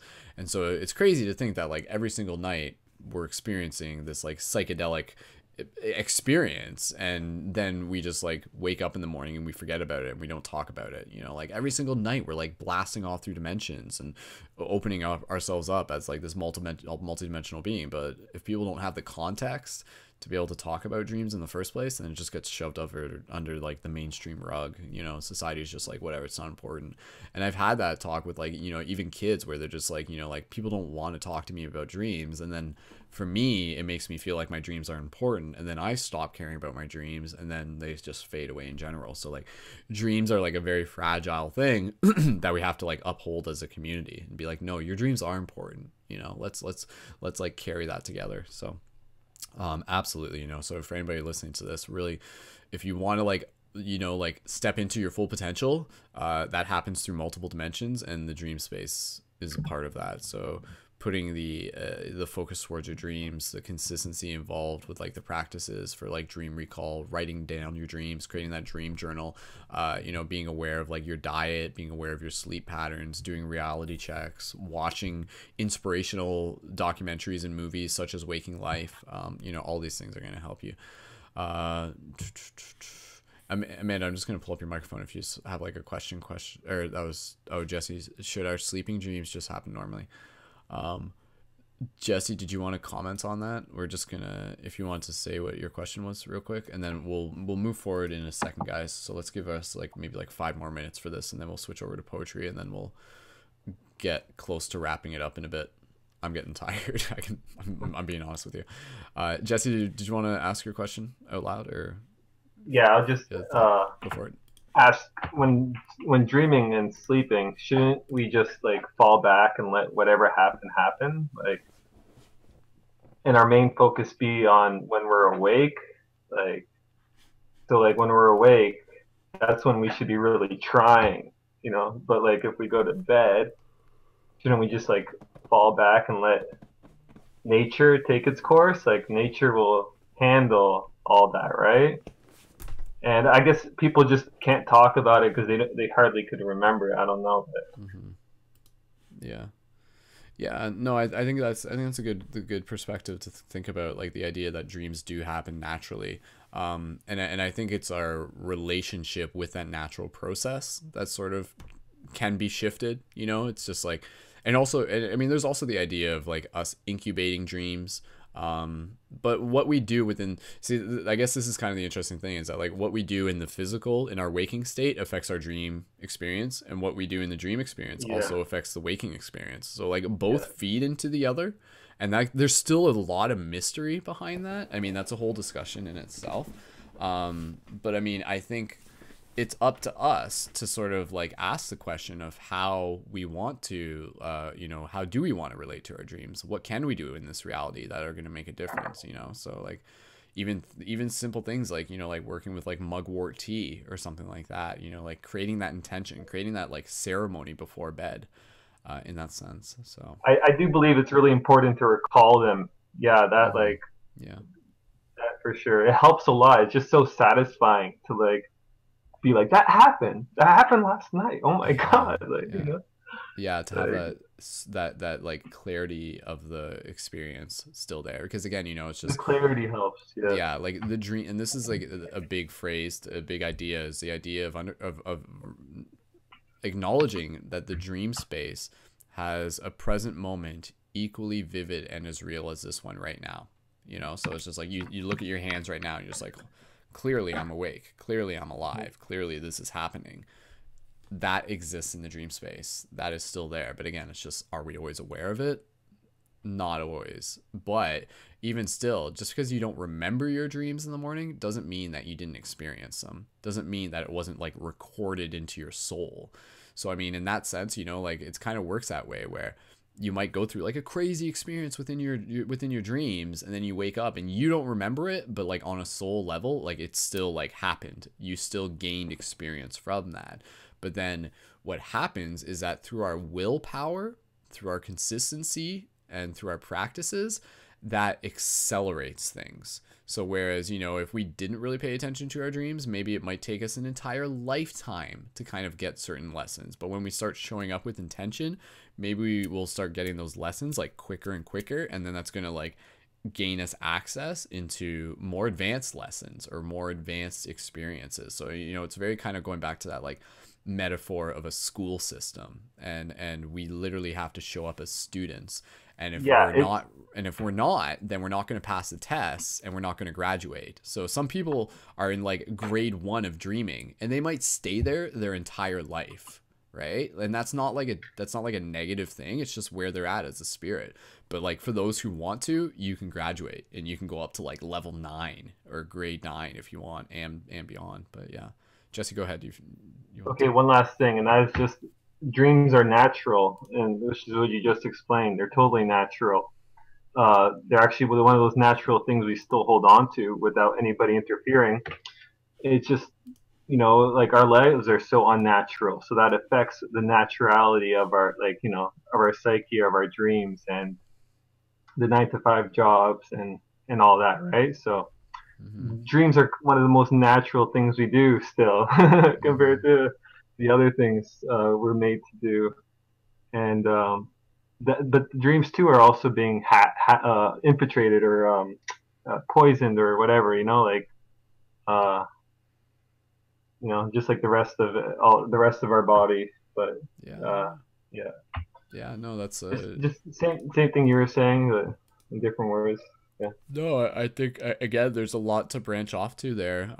Like literally the idea that, you know, and I've thought about this, like the idea that in many cases this mainstream culture, though not always intentionally, it has like robbed people of their dreams. You know, in their relationship to their dreams, and most people don't even realize this. They're not even aware of it. You know, it's normal for people to not remember their dreams, but like that's a huge part of our experience. It's normal to be unnatural. Yeah. That's the normal. Yeah. But yeah, no, it's definitely more to talk about there. Yeah. Okay, last Jesse, thank you. No problem. Let's just double check. Anybody else have anything about dreams that they want to share real quick? I'm not sure if Sean had something to share. He's got his microphone open. Yeah? Okay, Sean, let me pull up your microphone. Go ahead, dude. You're good. Alright. Hear me alright? Yeah, that's good. Cool. Alrighty. Let's see. Where was I? I guess let's share a dream. Try to make it fast. So checking out these different incenses, like resin incense, and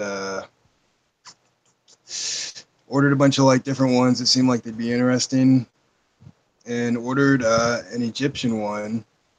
I think it's called like Kifi, something like that. It's weird, but so that night after I ordered it, I had this dream where I was playing a video game. It looked like Zelda, but the character was like this little Spider-Man guy that was shooting guns instead of like swinging a sword. And then I looked next to me, and there's this dude next to me, and he's got a Spider-Man mask off or on.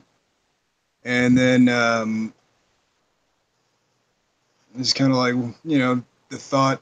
I know sometimes you don't have to say things in dreams to, I don't know, people or beings or whatever's in there. And so I like looked away and looked back, and the mask is off of him, and he has like the head of a beetle. And there's some other little things going on, but yeah, this is the main stuff. So I was like, what the heck?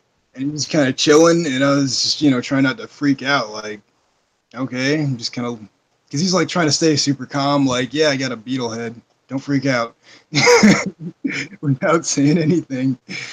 And then, let's see, I think it was like 2 or 3 days later, I got the incenses in the mail, and the lady that sends them out was cool enough to make like a sheet that talked about the Egyptian incense, that it was, it's for the Egyptian god Kepra.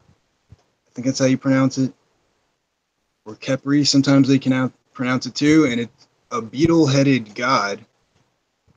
And I guess it's very funny, the symbolism behind it.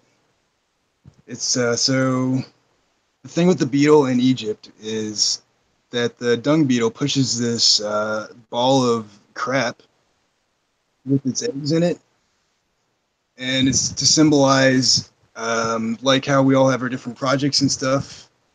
Or well, how they say it is like it symbolizes like the sun. He's pushing the sun across the sky or something like that. He's pushing the light. And he's like rolling it and just pushing his ball of dung. But in doing that, like all these babies are able to grow from this action. So I guess the like spiritual symbolism is like you do your projects and you think you're not really doing that much, but while you're pushing your little ball of dung along, like all these people are watching you do it, and then they might get inspired to do something, And it's like you're making these babies while you're pushing your ball of dung across the sky. Your light is, you know, the symbolism they gave it, pushing the light. And I thought that's pretty interesting because I had no idea of anything about a beetle-headed god. When I looked it up on the internet, everybody on these videos and stuff is like, what is this beetle-headed god? This wasn't here before. Like, what is this, a Mandela effect or whatever people call it? You know, like parallel realities kind of crossing and changing and messing up.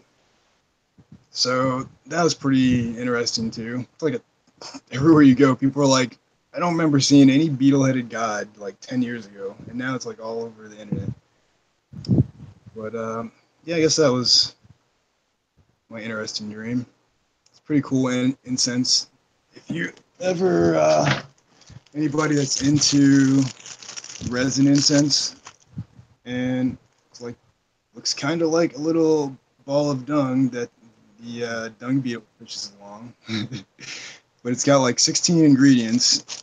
It smells kind of like, I don't know, like raisin muffins cooking or something. I don't know. It's a weird smell. It's pretty cool. So I guess that's what I had to share with dreams. And funny with the weed thing, how there's like a big push in the mainstream to get people on drugs and get people smoking more.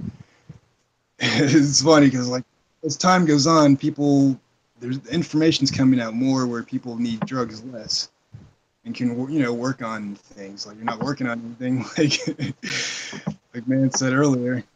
You're not dreaming, you're not working on anything, you just kind of like, oh, I feel like crap, oh, just smoke. All right, I feel great.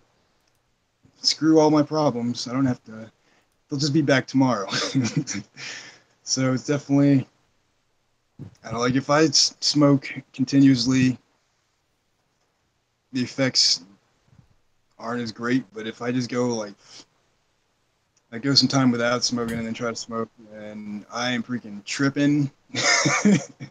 Straight tripping. If anybody's done, I don't know, psychedelics, it's pretty much what starts happening. And I think it's what happens to a lot of people when they've done meditation and stuff or different spiritual practices for a long time. Like when they smoke, it's like super powerful. Unless you keep smoking like every day or something, and then it's like it goes away. But yeah, I guess that's the dream I had. I was gonna say something about it a while ago. I'll probably still do a dream journal video. I was gonna put like effects and stuff in, so you know, entertaining. That's cool, man. I mean, any dream related to like Egyptian symbology and stuff like that is always pretty fascinating. But yeah, no, that's a shitty dream, man. I'd say so. Sorry, tired humor right now. Yeah, right. Really pretty weird. Yeah, no, man, that's cool. That's cool. I mean, again, you know, it's just kind of like one of those things where like what does it mean? It's just like not entirely sure, but like how did it make you feel? If you could reflect on that and stuff like that. Like if anything, it was probably just like intriguing or kind of like. I thought it was pretty crazy. Yeah. Oh, kind of crazy. It's not like I haven't, I guess, dreamt the future before, but I never had like, I don't know, symbology of some deity or something or being from history symbolized in something and then it pop up in life. Mm-hmm. Yeah. Usually, again, I think you're right. Like that's that in itself, kind of like that cross blending of reality and dream space in a non-linear sense. Kind of. Yeah. That's usually cool. Pretty short stuff. Yeah, that's it, I guess. Cool. Oh, and projects. I want to do stuff like we're doing now. Actually, no, I don't want to say anything. And as I say stuff that I'm working on, I'll catch interference. Okay, fair enough. That's fine, man. Some people know what I'm talking about. Not everybody. Not everybody gets interviewed. All good. Cool. All right. Okay, that's good for now. Thanks, Sean. All right. Reporting back from the dream space. So, sweet. All right. Okay, guys. Thank you again, everyone, for tuning into this. It's currently after 12:30 on my end, so we're past the 3-hour mark, almost, give or take. And again, I'm happy with how this broadcast is going. It's still like a bit of like a learning curve in terms of like how I want the next broadcast to go in terms of like streamlining things and allocating energy and everything like that. So what we're going to move into now, we're going to move into poetry sharing, and this may or may not be a lot. To be honest, I'm pretty tired, but I did have some poems that I'll be able to share real quick, and I'll also invite anybody else to be able to share some poems as well. So if anybody has any poems that they would like to share, now is the time. I'll share one first because I just had to find the text document, and I just did, so it wasn't as hard as I thought it would be. So now, where did that? Here it is. Okay, sweet. So if anybody wants to share like any poetry or anything, now would be the chance. And mine, this is a poem actually about dreams. So I'll just share this one poem, and I posted it a while ago. Some of you might have seen it. So, okay, here it is. Who will you be at the end of the dream when you've done all you've done and seen all you've seen?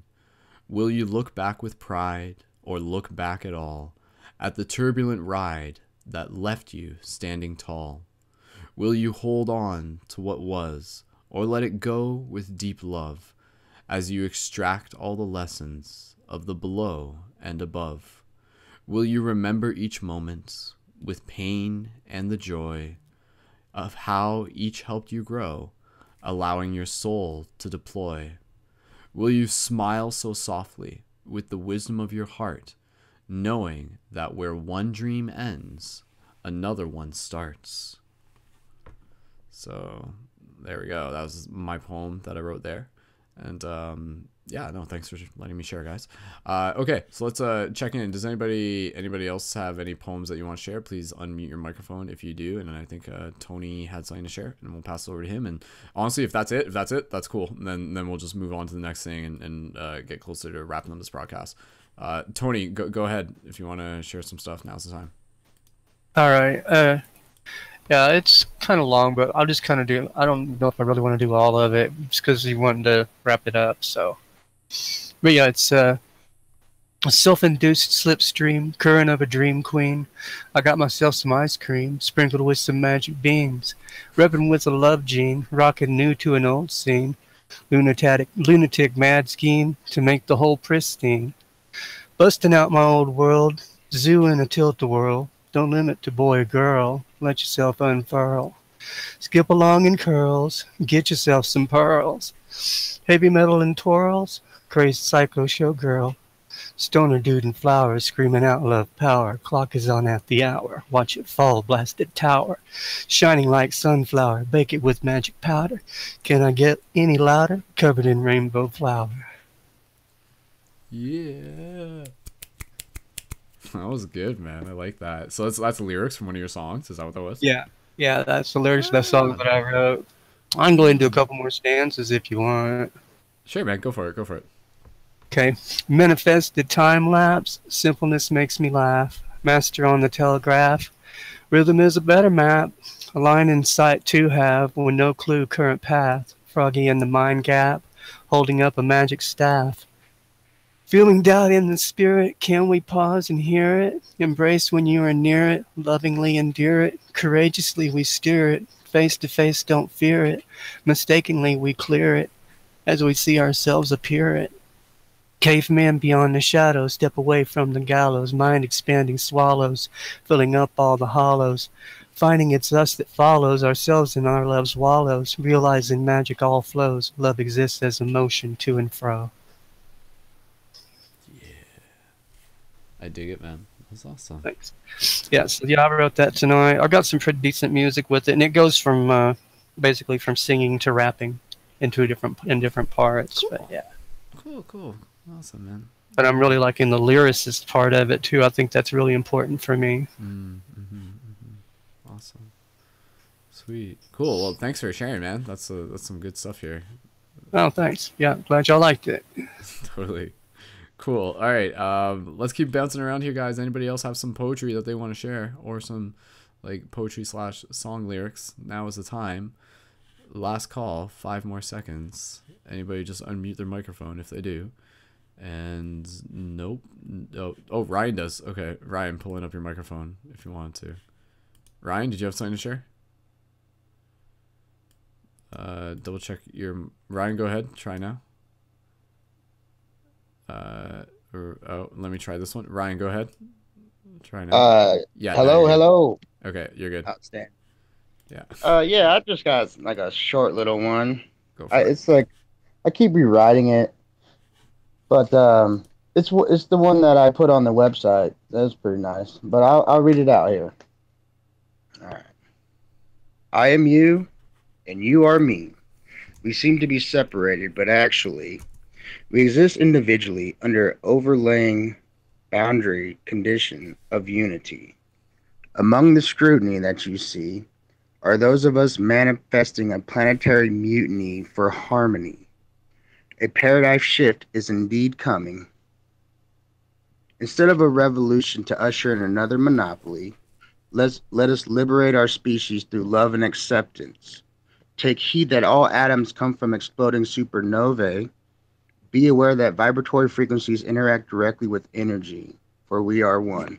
And I named it 432 hertz because of the whole, I don't know if this has been said in any discussions lately, but with the 440 hertz that is currently the standard for tuning with harmonics in the music industry, that creates strife in your cells. But the real tuning should be 432 hertz. And I think that's pretty neat when you go down that, I guess it's a rabbit hole.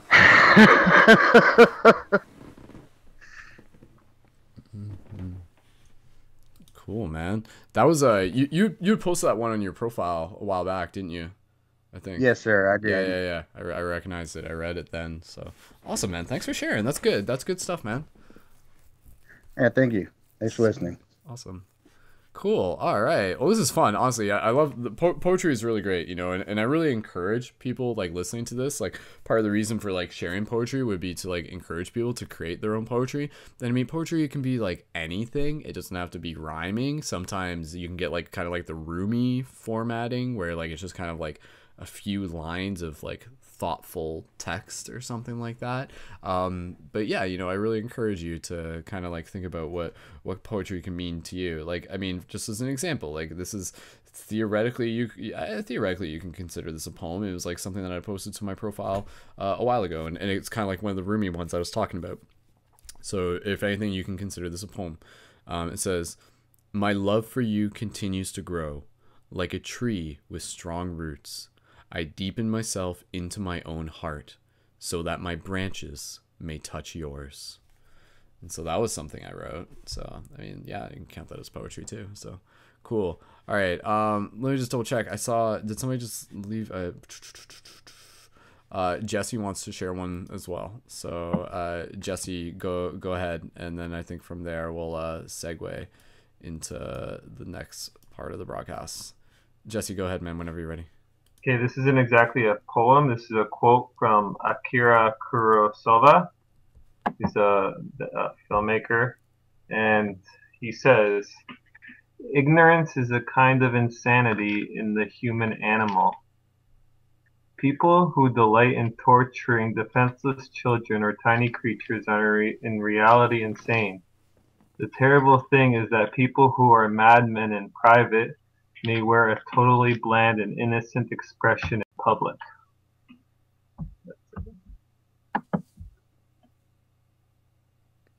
Yeah. No, that's still I guess that's. Would you consider that poetry? Is that like? No, that's just a quote. Yeah, sure. That's cool though. Cool, man. All right, thanks. Very thought provoking. Yes. Because I have been in the position where I've had a bland and innocent face in public. Fair enough. Yeah. Cool. All right. Cool. Okay. Jesse, thank you. And last call for any other poems. No, Sean doesn't want to share any of his poems. That's cool too. I'm just joking, Sean. Sorry. It's like, do memes count as poems? Maybe. maybe in the future we'll have like meme poetry or something like that. That'd be a thing. Maybe that'll probably be in the future. Aliens will look back and they'll look at memes and they'll be like, this is like the Renaissance art of our time. So look to the great thinkers and they'll look to the memes, maybe. Anyways, okay guys, let's keep moving around here. We're at the point in the broadcast where based on the itinerary that I set up, this is just like open discussion practice and branching. Again, I'm pretty fatigued at this point, I will be honest. That's what happens when you do like a 3-hour broadcast, which is cool because honestly it's worth it. You guys are worth it. And yeah, I've been training for this moment my entire life.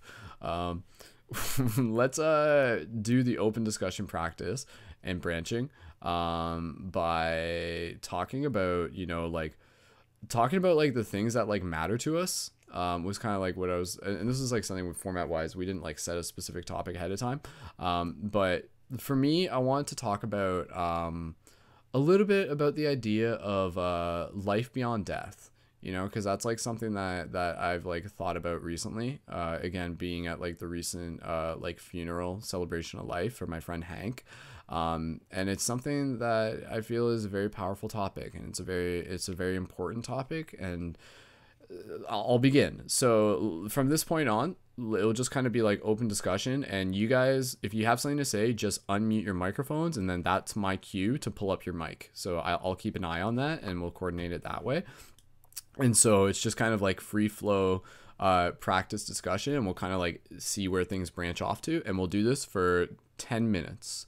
So it's 12:48 right now. We'll do it to 12:58. So this is kind of almost like popcorn style. Let's see how quick we can go. So on the topic of death, one thing that came up during the celebration of life today that I found really interesting is the idea that like death is the great equalizer. And so, you know, people like go throughout their life and they always kind of like strive for greatness in different things, or they like try to maintain material possessions, or, you know, like a religious difference will like differentiate, you know, or like, you know, our skin color, our height, our gender, and things like that will like keep us separate and keep us, you know, keep us at a distance from one another. And yet in death, like all of that is like wiped. You know, like all of that which we like held on to within like our material existence is like wiped clean. And then like everyone is the same after death. Like everyone is just like pure like spirit, so to speak, or whatever after death. So that was something that came to mind that was interesting to me to think about. But again, for me, like the idea of death, death is just another door that opens within our journey. It is a part of a soul, it is part of the soul's journey, it is part of a soul's contract. Literally to think about the idea that we exist here to do a certain amount of things within this physical, and yet our contract expands beyond that physical experience into the space of death. And then in death, you know, this is a question: do we still like hold a role? Do we still like hold a position in other people's lives in the physical? But yeah, just kind of thinking off the top of my head, talking out loud, there's a lot I could talk about death. Who else wants to talk about like the topic of death in this moment? You know, helping like break taboos, explore the mystery, because death is like one of the biggest mysteries, and it will always be a mystery. Does that mean in the next life we start over? Asked Anna. Anna, maybe you want to try talking about it or whatever. Okay, Sean, pulling up your microphone. Go ahead, passing like the talking stick to you, passing the football. Go. All right. How's the audio with these headphones? Is it quieter now? Did you change something? Sure did. And I'm changing it back. You son of a bitch. This is easier to hear with the headphones. I understand. Fair enough. They suck. So, yeah, so death, man. Yeah, I just had an aunt die like 4 days ago. So, yeah. Condolences. It's connected to the deaths lately. A lot of deaths lately. A lot of people checking out. I don't know. I don't know how many people are keeping up with the whole ascension thing, or all the like Schumann resonance freaking blasting us, and or who can even feel it.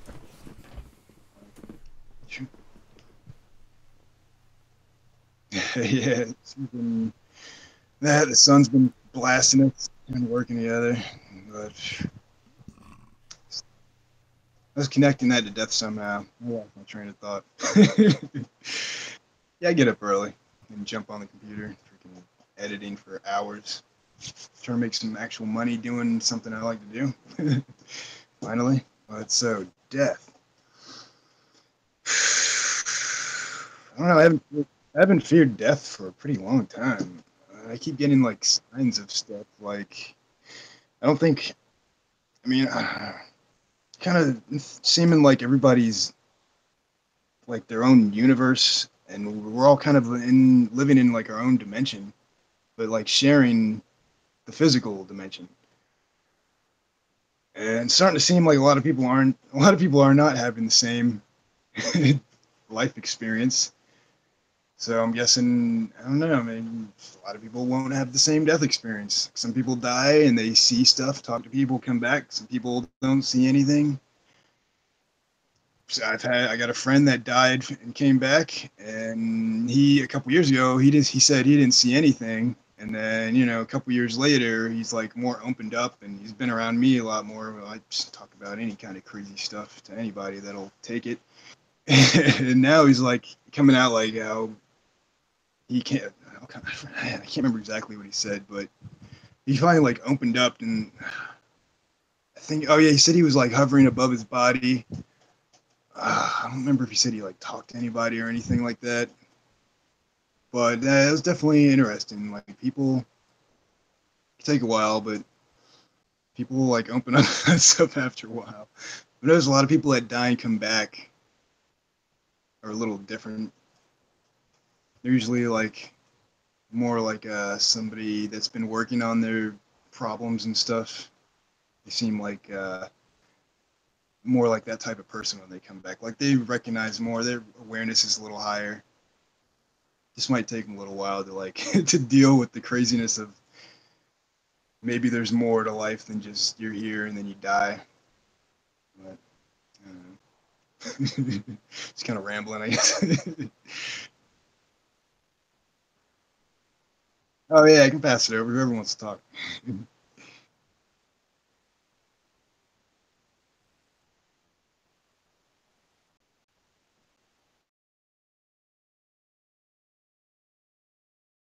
Hello.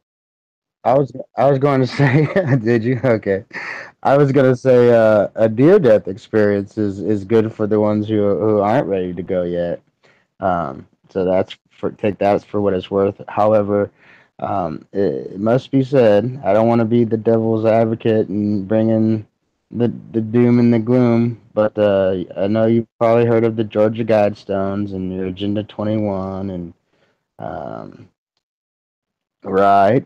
Um, so and if you look at the statistics, right, like it's and I'm sorry to hear about your loss, Sean, of your aunt. But see, everybody says sorry to hear about your loss, and it is a loss.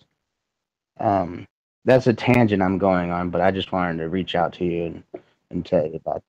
But back to the Guidestone thing, and when you look at the statistics, it is actually it's somewhat could be factually debated that is actually uh, i- is relevant because you look at the price of, at least in my country. I'm sure you guys are North America, so same thing pretty much. But in my country, you go to the store, price something that's pretty healthy. It's always gonna you get non-GMO, all these things. That's gonna be very expensive. So for those who have stepped outside of the get fiat currency, fractionally reserved fake monopoly money. Yeah, tangent, but yeah, people who step outside of that and do what we're talking about, they usually they usually don't have a lot of money because they saw the futility in it, and they're like, well, forget that. I'm not gonna, you watch your uh, people before you work just to get their 401k and their pensions, and then taken away from them. It's like, well, wait a minute. Corporations aren't really friendly to the people a lot of times these days. I'm speaking generally, of course, but so yes, death is they they being the people who think they're the elite. they actually do want to see more death. That's what I've come to. That's what I've come to, and I know there's more aspects than that to it, but you got to take that in consideration. So something that I believe Jesse was speaking of earlier in the broadcast, that he's been watching what he puts in his body a lot lately. That's one of the hardest things to do when you're surrounded by people who, they just eating Cheetos or eating, 58% daily value of sodium, microwave dinners, etc. Coca-Cola, all terrible things. And then you go to price like a walnut, okay, shaped like your brain, good for your brain. Go to the store and price walnuts. Terrible. You can get honey roasted sugar flake peanuts. And that's just an example I'm throwing out of the air. I think it just comes down to classism and the depopulation agenda. So I'll shut up. Yes. Yeah, no, you mentioned the Georgia Guidestones. I mean, like for those of you who haven't heard about the Georgia Guidestones, I recommend going on a trip down that rabbit hole. It's interesting stuff, but yeah. No. Yeah, they say keep life below, what is it, 500 million? Yeah, 500 million or something like that, and we're at. And then you look at everything else on there, right? It all kind of is like, hey, I can get behind all that. But wait, what is this 500 million? Because they say leave room for nature, which I'm cool with that. You talk about climate change and the acidification of the oceans and then plastic beaches, and how I continue. I mean, but how do you get there? You can't get the 500 million. So that's kind of like, I don't know. To me, it might just be, it's like, well, we could go either way. Either we got to get a power wave of a global zeitgeist shifting consciousness, altering paradigm shift, okay? Or they're going to actually increase the strife and the classism and the eugenics, as you said, Sean. I guess we'll wait and see. It'll be interesting to see how the game unfolds. Right. Fair enough. Just keep living. Don't worry about it, though. Don't worry about it, but yeah, no, we got a lot of other things to focus on, so yeah, no, I hear you, man. Cool. Okay. Last minute of play in the branching open discussion practice.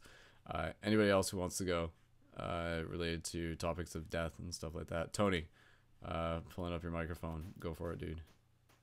Okay, I just wanted to kind of like say on a positive note, there is a possibility that they put those up there as an ideal, because it was actually set up by it's an anonymous person that went by the name of RC Christian or something like that, which it could easily be connected to Rosicrucian as well, but it's also like a guidebook of possibly after a post-apocalyptic situation, where it's not like they're actually trying to destroy that many people, but they're just suggesting that, people not procreate so much, maybe, after something like that happens.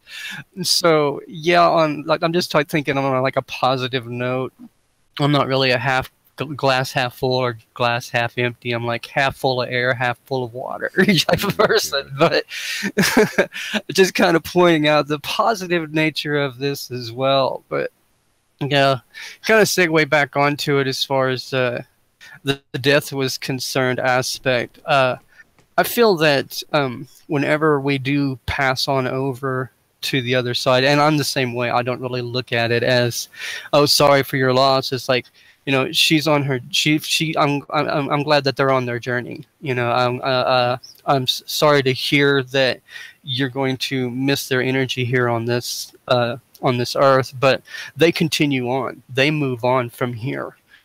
So that is hopefully comforting to you, no matter what they believe in, whether it be heaven or what have you. There's different realms of paradise that exist as an egregore. And that egregore is something that mankind creates through our mass manifestation of what we wish to be. And it is. and so it is. So yeah, once we move past that, and then that's how I feel anyway, is that we have also a choice to reincarnate when we're ready. And our past lives don't necessarily have to be in the past. We could have had a life that we've already led that during this timeline hasn't happened yet. Okay, and then vice versa. In the future, we might have a life that we live that's in the past, because to a soul, I mean, what's time, really? Except just a series of moments in existence. So, and as far as how we express ourselves and how we wish to exist in the afterlife, that's really a choice of our own manifestations as well. It's like, if we're thinking back to a different lifetime that we led, we might take that form, and we have unlimited forms that we can take in the afterlife. Some people prefer certain God forms over certain others. You might decide to take the form of Snoopy. It's totally up to you, or Wonder Woman, or you might just want to be yourself, that from this lifetime, so it really just depends. And I think that's one thing to get out of the whole idea of, yeah, it is, death is an equalizer, but the way that it equalizes us is it makes us all eternal and immortal once we come to that realization. Yeah. But these elite, quote unquote, they limit themselves. They limit themselves and imprison themselves in their own ignorance. But okay, I guess I'll wrap it up with that. So, because I know you're tired. It's all right. I'm interested. Again, I want to be able to talk about this topic for more. Okay, last chance. Anybody who hasn't talked yet who wants to say a little bit more. I think Jesse, you got your microphone open. Let me just pull up your mic. Yeah, sure. I'll say one thing about death. Go for it. Okay, it's a harsh reality, but in order for us, if we want to live, things have to die. It's just the way life. I'm not going to say nature though, but that's the cycle of life. Mm-hmm. And just to put, like, you're talking about the elites here. You see, the elites carry around bottles, like in Hollywood, they carry around bottles of infant blood, and they get high off it. You see, so they're the ones that are kind of like have the knowledge and are really living life to its fullest, while us, we're like, oh, we can't kill animals, we're not allowed to and stuff. We must like eat nuts and stuff. Like, if we start eating animals and killing them, nature will balance itself. We don't have to worry about that. Like, animals are here for a reason, and one of the things I'm learning is if you eat an animal's organ, it will regenerate your own. So if you eat a cow's heart, your own heart will benefit from that. And it's really hard to get these things because only special butchers sell them. But if you notice, what kind of agenda is being pushed on all of us? It's to eat things that are the opposite of that, and to live these short, unfulfilled lives, while the elite in Hollywood are drinking infant blood from bottles they call wine and getting high. So, like, I don't want to, take this subject into a scary place, but like, everybody's so obsessed with death. I don't know why. Like, we should really be striving for life and killing the lower animals for our own life. That's what the sun provides us with. That's why the sun is here. And we can't eat the sun, but the sun as well provides us with food. It provides us with vitamin D. So, it's just a circle of life, baby. I don't know what else to say. Yeah. And it's gonna keep going. So, like, what does death mean? I don't know. Maybe something definitely wants to eat us. There's something out there in the universe that wants to eat you. Like, you got to put that into realization too. And you're always a prey for something to eat you. It's not like, there's never going to be something else that's going to want to eat you. And another good question is, what do aliens eat? You know what I mean? Like, nobody asked that question either. So they could be wanting to eat us. I don't know. But thanks for letting me share. Yeah, no, the whole like eating organs to generate organs things. I'll have to at some point maybe look into that and stuff like that. It's an interesting idea. I'm not like I'm too tired now to like talk about it in detail and stuff, but I don't know, it's interesting. It's interesting. But you could eat lamb testicle, you could eat lamb brain. It's all good for you. Man. It's weird. Yeah, Or I you mean, could eat again, like you know, I think a the whole like a deer's heart. I think that like we don't have to get into the whole like vegan debate stuff and everything like now, but I mean it's like promoting compassion I think is an important thing, and sometimes it's like hard to do that when you're like supporting corporations that are also like promoting like violence and stuff like that. It's a tricky world we live in, so but yeah, no, we just do our best and stuff, so support what you love when you can. So hey, Bonnie showed up. Hi, Bonnie. Bonnie, you're just in time for the end of our broadcast. I'm glad you made it. So sweet. I heard the death topic and I was like, oh, that's intense. Of course, I tune in right in that moment because I'm a Scorpio moon, which, like, you know, Scorpio, it has a lot to do with death, and I don't know, just an interesting topic. I miss Paradigm Shift because y'all go there. Y'all go there. You talk about it. And I just saw you doing one. Sure. I haven't seen one of these in so long, so it's so good to reconnect with y'all.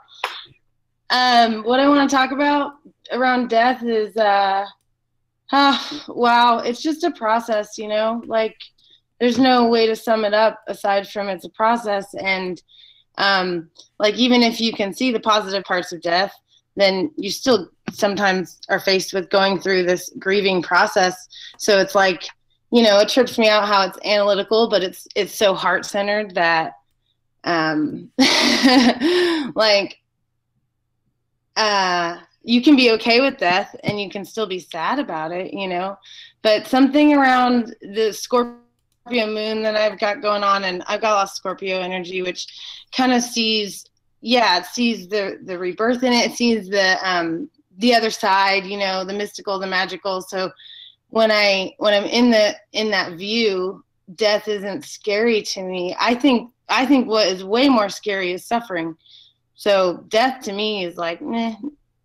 I mean, because I trust that people are going into spirit, into a better realm, you know, and I trust that there. It's more of the suffering we put ourselves on earth here that's going on that's what really like feels hard to deal with, more so than death. So I don't know. I don't fear death. It's weird for me to talk about though, because it's like I'm someone who I cried at my grandma's funeral, and people, you know, I grew up with her. She raised me until I was 13, and I still, like, everyone was bawling, and I'm like, y'all, she prayed every day. She's like, she's going where she wanted to go. And then, you know, so I've had to like learn how to actually add more sensitivity to it. And in that process, like, just kind of froze around talking about it altogether. But I mean, it's happened to me recently where I've had a few friends, you know, take their lives just this past few months.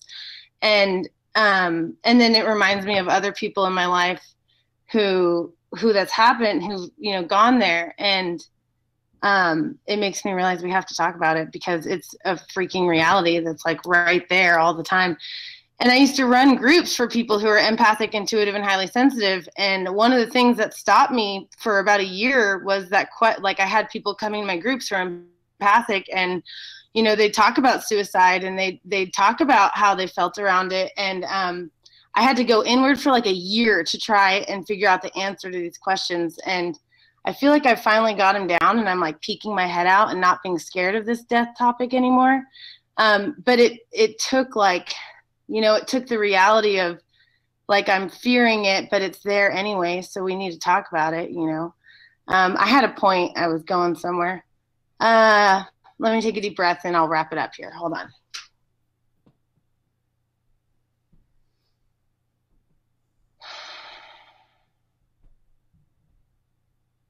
Yeah, see, like I'm noticing even because I've already feel like I might have said too much, like to offend someone, but like that's the energy that keeps, you know, us all in the closet around what we actually need to like open up and talk about. So, I went on to my Facebook Live group. I have an empath group here in Austin. It's an Austin specific group, but I finally started talking about this topic too, and it's like opened up a lot of channels, and it's kind of like, why fear it? So anyway, I guess that's what I have to say about death. I say it's a reality that's there, and it's time to use our tools. Like, why not use the tools that we have and explore what's available here while we can? And that means putting myself out there, you know, and letting people know I'm down to talk about it. Sorry, I started doodling, so that's how you know I'm probably done talking now. I agree, and thank you, Bonnie, for sharing. Yeah, I think, like, you know, again, death will always be kind of like this very mysterious thing. I think there is wisdom to death to be able to understand it better, which helps dissolve the fear of it. But I think, again, just being able to like dissolve some of the taboo nature around it is really important for people who do want to be able to talk about it, but in most situations are encouraged not to. One of my friends who I was at with the funeral today, who's like an 88-year-old woman, she was talking about how the idea that at a young age, her mother passed on the idea to her that all of us within this lifetime, you know, the time that we come in and the time that we leave is like already like predetermined, like it's already like been a part of our contract and things like that. So it's like for her, like even at a young age, to like not fear death. It was interesting hearing about that. But yeah, no, I definitely I think it's okay to like acknowledge that death makes us sad and that we grieve. Like that's human, like that's a part of the fact that we care. So I mean, that doesn't mean you're not scared. Like you can still have that and still not really be scared about it. You know, to still go through those experience of like the loss of the physical and, you know, everything that will happen when you lose someone close to you. But at the same time, also be incredibly joyous, incredibly happy. And I think like that's kind of like the magic of what death represents, is that it's really a reflection.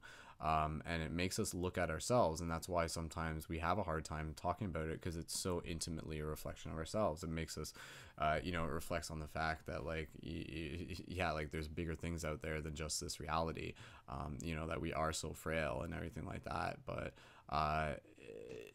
yeah, no, death is I think death is actually like one of the most beautiful things in this reality, especially even the idea that, you know, we'll talk about like psychedelics and stuff a little bit more another time, but the idea that, you know, whether or not people work with psychedelics in this lifetime, everyone is guaranteed at least one psychedelic experience before they die, or at least at the moment of their death, you know? So it's just kind of really interesting to think about what that death process is like for some people. And again, the near-death experience, it's fascinating for me. I love the topic of death.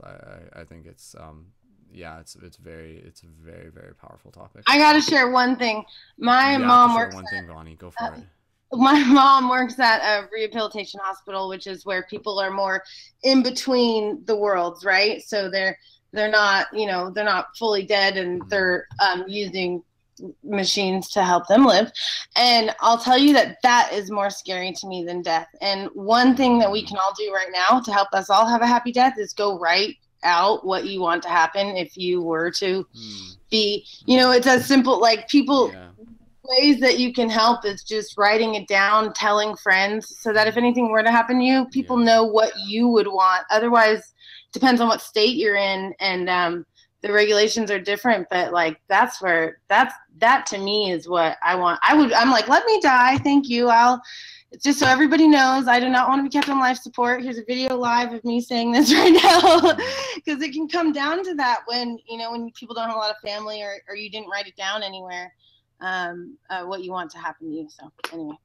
Yeah, no. Sorry, there's my last. I'm like, I got to tell everybody, by the way, this is the real important thing about death. Write down that you want to be able to die, or they'll do everything they can to keep you alive, even, you know, under whatever condition is going on for you. So. Another thing with death, and again, like just this topic could keep going, that I find really interesting is the idea of like how after death, the soul continues to interact with this reality. And it will happen through like moments of like intuition and synchronicity and guidance. And that's like what a woman was talking about today at the funeral for my friend Hank. How she was just kind of like for example, she was like looking for guidance like after Hank's passing, and she had like a book near her, The Untethered Soul, one that some of you would be familiar with. And she like just kind of like, she's like, all right, I'm gonna open up to like a random page, and this was actually before Hank's, it was before she knew that Hank was dead. And then she like flipped open the book, and like the page that she opened up to, coincidentally, synchronistically, was on like dealing with death. And then like literally like she was like thinking about that and stuff like that. And then a little while later, she like had like another thought come into her mind of like, she was like, you know, like Hank is such a nice person, like what would I say at his funeral? And she's like, that's such a weird thought. And then like literally within that next like few minutes, she got a phone call like learning about his death and stuff like that. So it's really interesting to think about the idea that, you know, it's hard for us to imagine because we're not there, even though in some ways we have experienced it, of the role that a soul or a spirit of an individual can still play from that outside the physical body. And so, you know, like it's yeah, no, death is it's one of those like full spectrum things where there's a lot of beauty to it, there's a lot of heartache to it, there's a lot of mystery, there's a lot of you know, answers in some ways. It helps reveal to us death is almost like, you know, depending on your perception, it is like almost proof of the fact that like we exist beyond this physical body. But again, it's just like a matter of how you perceive it and everything. So no, I think let's talk about it more some other time, and in the meantime we'll wrap this up. So thank you everyone for talking about death, and please you know, like in theme of what Paradigm Shift is about, encouraging you to bring these discussions with you and to try talking about them with other people. You know, literally just practice in a safe and comfortable way, like asking people, what are your thoughts of like death, what are your thoughts of life beyond death and everything like that, you know, like what happens to the soul after death. And again, I think the answer to that is like it's a very like multi-dimensional dream-like experience for that soul. And yeah, no, they're probably like flying through space and traveling through time. Yeah, interesting stuff, crazy. Okay, let's move into the pretty much the end of the broadcast. So we're going to just do closing intentions and gratitude. So this is a chance to pass the talking stick around the round table and to give you guys a chance to express any intentions that you have, either for yourself or like on a bigger scale, and or like the collective, and also express any gratitude to like the Paradigm Shift Central community, gratitude to the team, maybe a shout out to something else that you want to mention real quick. Anything of that nature is totally cool. So I'll just say my intention is to continue to move forward in the project with like consistency in terms of like broadcast routines, checking in with you guys, working towards shared objectives, and really just putting in the work. There's a lot of things that I want to be able to accomplish by the end of this month, and I'm grateful to be able to have an awesome team and the support in being able to do it. So the gratitude there also going to the team, you know, a huge gratitude to you, the listener, tuning into this. Bonus points if you made it all the way to the end of this broadcast. That's incredibly epic. And yeah, you know, just gratitude for you know, not only what you've done, but what you'll evidently continue to do in the future. So you are already connected to the people who you have yet to meet. So yeah, thank you on behalf of the people who you have yet to meet for putting yourself out there and making that difference. So cool. Okay, who else wants to express any intentions or gratitude? And then we'll do closing meditation, and then we're out of here. Anybody want to express any? I'll go first. Bonnie, Why not? for it. All right, closing intentions. Hold on. My intention is to step more into my power as a leader and continue to let go of what needs to be let go of, and let those dragons come in and burn away what's not serving me so that I can be in my highest good. And my intention is also to connect with y'all again. This is awesome. My gratitudes. Oh yeah, myself is I'm getting my environments down. I want beautiful environments all around me. For the collective, I would like to see the consciousness of all the people on the planet moving 1 degree closer to our happiest lives, each of us, just one little notch. We don't have to get the whole thing all at once. And then the gratitude is I like to change it to appreciations. It feels like a little better of an energy to me right now, at least. So I appreciate you, Brendon, for being my friend for like 3 years now, 4 years. I don't even know, maybe 5. Like, it's been a while now. So thanks for rocking it for so long. I remember the first night I found this paradigm shift. So I appreciate finding paradigm shift. I mean, it was the first thing that got me like, I'm not crazy. This isn't all in my head.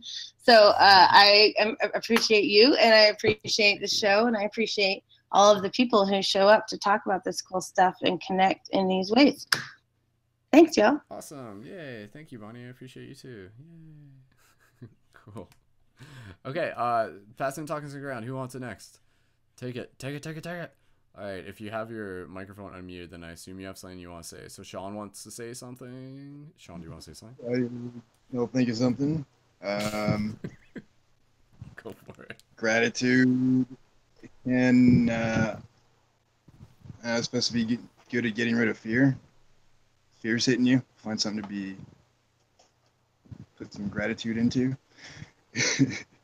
I'm kind of weird with like emotions now. Instead of needing like a subject for an emotion, I just try to form the feeling of the emotion more these days. Pretty weird. So I think I make people nervous or somewhere awkward when like people start talking about death, and I'm like smiling away, and I have to like try to stop smiling. It's like, damn it. It's like, I'm not like laughing. I'm just I don't know. Past reasons, I guess. But yeah, gratitude. I like to just feel gratitude sometimes. I'm rambling too. It's pretty late. What was the other thing? Intention? That's good. Yeah. Oh. I don't know. Let's see. I intend to keep improving every day. Word. All right. That's good. I'm dead. We're all dying, guys. In case you didn't notice, we're all dying. We're dead. But that's a good thing too, right? Because it's like, it's about living. So awesome. Right. Everyone's Make dying, live but harder. not everyone's living. Whoa, man, it's deep. I don't know. Science is kind of looking like we might not have to die anymore. There you go. Rich people are just kind of hiding it. Yeah. They're keeping it undercover, so the whole population of I don't want to call them people, but yeah, you can't have all these people living forever. They'd freaking destroy this place in like 30 days. No. Like I get the whole eugenics thing, but then stay tuned. Yeah, that's a whole nother story. Cool. Okay. Cool. Thanks. All right. Anybody else want to express any intentions or gratitude? Anna does. Hey, Anna, go for it. Hi, thanks. So my intention is just to keep being the best me that I can be, and encourage other people to do the same thing. And I just want to express some gratitude to the entire Paradigm Shift community.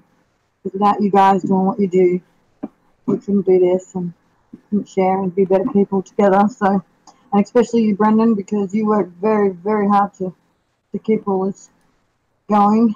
And so I and everybody else, I'm sure, is very grateful for that. So, yeah. Thank you. Thanks, guys. You guys are awesome. Awesome. Go team. Victory is a shared success. Yes. Yeah. Cool. Okay. Anybody else? Ryan, let me see if I can pull up the right microphone this time. Ryan, if you have anything to share, go for it. Can you hear me? Yeah, we're good. Outstanding. Okay, so I'll have one train of thought that ties in with both my individual and familial reality, as well as the conscious collective. So I'd like to say that what I personally have been working on is being more physically injecting my own energy physically into terrible systems in my family life, and that could branch out into the community as well. And it's been said in the broadcast that if somebody would see you actually doing something, and they'll ponder it, it was like, well, that needed to be done. And then, they're like, what can I do to help him? Because he's fucking working hard.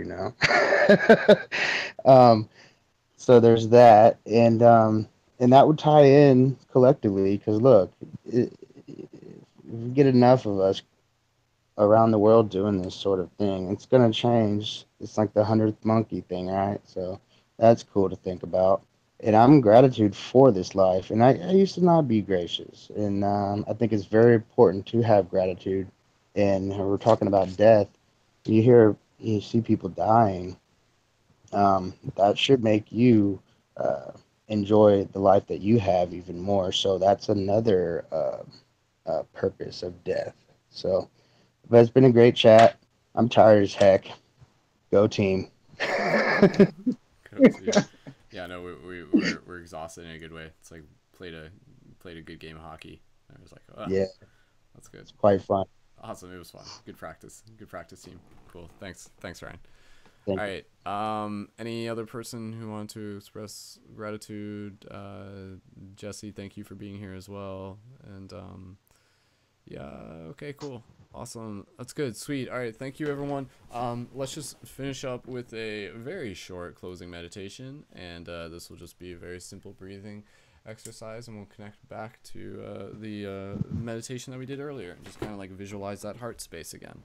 So just inviting you guys to close your eyes, and we'll just kind of use this opportunity to reflect on some of the overall intentions of this broadcast and of this project and what it is that we are doing here and the momentum that we are creating as a team. So in this moment, just inviting you to close your eyes, to find that relaxing place of stillness, connecting with your breath, relaxing your shoulders, and bring yourself into your heart. So again, gentle inhales through the nose, and gentle exhales through the nose or the mouth. Again, gentle inhales,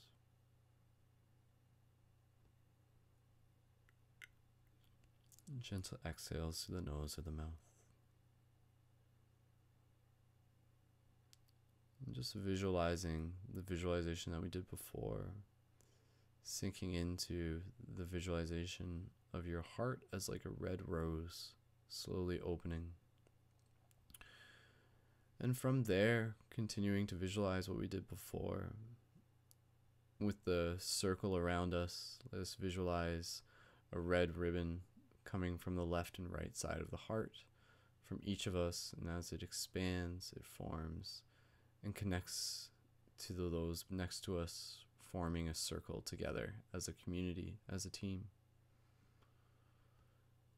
And so just using this moment to sit in the space of gratitude, to be able to receive some of the intentions that you put out forward, that we put out forward earlier, of just being able to help assist with the shift in consciousness.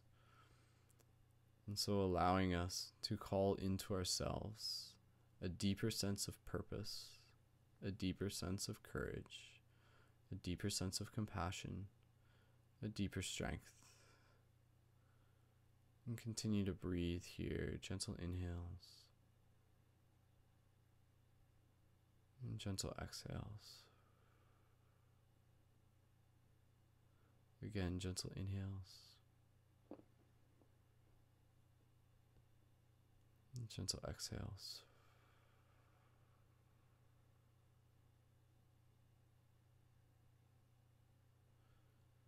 So just acknowledging in this moment our shared connection, feeling the ribbons of our heart connecting with those on the left and the right, forming this shared circle together as we perhaps even just float up into the atmosphere.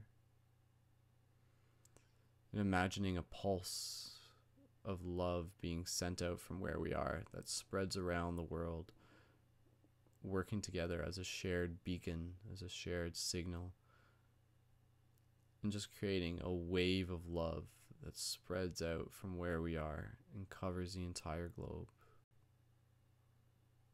And just visualize that in your mind for a moment.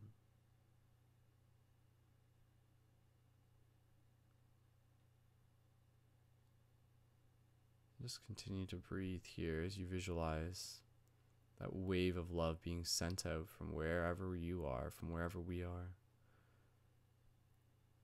And with each person that it hits, with each person that it touches, continuing to just spark that little light inside of them. And so reminding ourselves that in many ways, the mind and the heart are not necessarily vessels to be filled, but rather fires to be kindled. And so let the signals that we send out continue to kindle the hearts and minds of those all across the world, in our communities, within our own friends, and most importantly, within ourselves. And so bringing the awareness to the breath.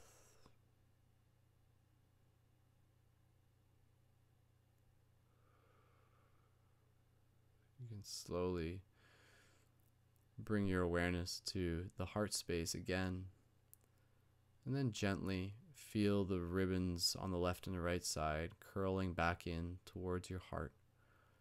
And once again, visualizing all of us as a circle, expanding back out, exploding back out into all the directions we come from. And beginning to bring your awareness back to your physical body. And continuing to move forward from this broadcast, again, with a deeper sense of courage, inspiration, motivation, purpose, community, love.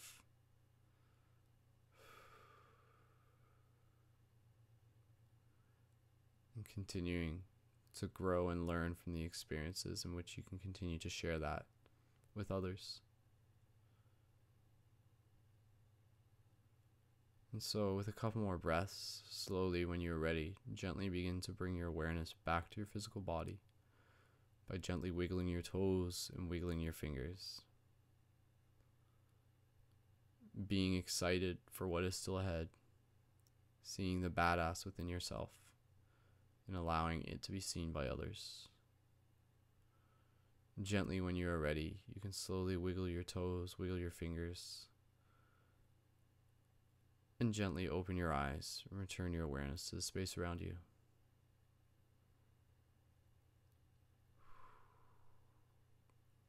Beautiful. So much love to all the shifters out there who are putting all that love out into the air, because this is an ocean of energy that we exist within, and my goodness, is the veil ever getting thin as we continue to put forth the work with deep love, with deep courage and deep purpose of the wisdom that's above, to be the bridge between worlds, to be the cure within the fright, to be the glow that shines forth through the darkness of this night as we step into this calling, as we rise into all we are, as we awaken to the conscious dawn and the journey which will forever go far. May your love be seen, may your love be heard, may you continue to make a difference in this beautiful world. So thank you for all the work that you do, to all the shifters out there. You guys are amazing. Much love. Woo, woo, woo. Awesome. And we'll do like a thing in a second where we unmute everyone's microphone and say goodnight and everything like that. And so again, just a reminder to you guys to be sure to create your profile on the Paradigm Shift Central website. If you haven't yet and you want to be involved with future broadcasts, be sure to subscribe at youtube.com/SkullBabylon. Click that bell icon. Be sure to support on Patreon as a monthly micro contributor and join the monthly support squad at patreon.com/Brendon Culliton. And thank you again to all our Patreon supporters currently. And check the show notes for other people's links and be sure to support their stuff, and tune in for future broadcasts on Monday and Wednesday for Paradigm Shift Central news, and again on next Thursday for the next roundtable discussion. And in the meantime, go out there, keep working on all your art, keep working on all your projects, keep building Paradigm Shift communities, keep planting those seeds, keep connecting with people where you are, and go out and do free hugs, and get ready for World Free Hugs Day July 18th. Yes. It's coming up, boys and girls. Awesome.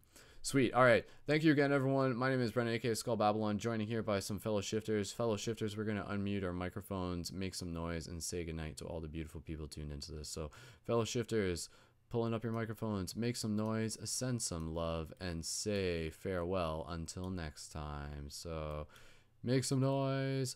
We love you. Awesome. Yay. Cool. All right. Thank you so much, everyone. And until next time, keep it shifty. And as always, we will see you in the future because we're already there. Wink. I had to say wink because there are people listening with audio. They need to know it's a wink. There you go at the end. So cool. Awesome. Thanks, guys. Glad we got to have some fun and look forward to doing it again soon. See you then. Much love.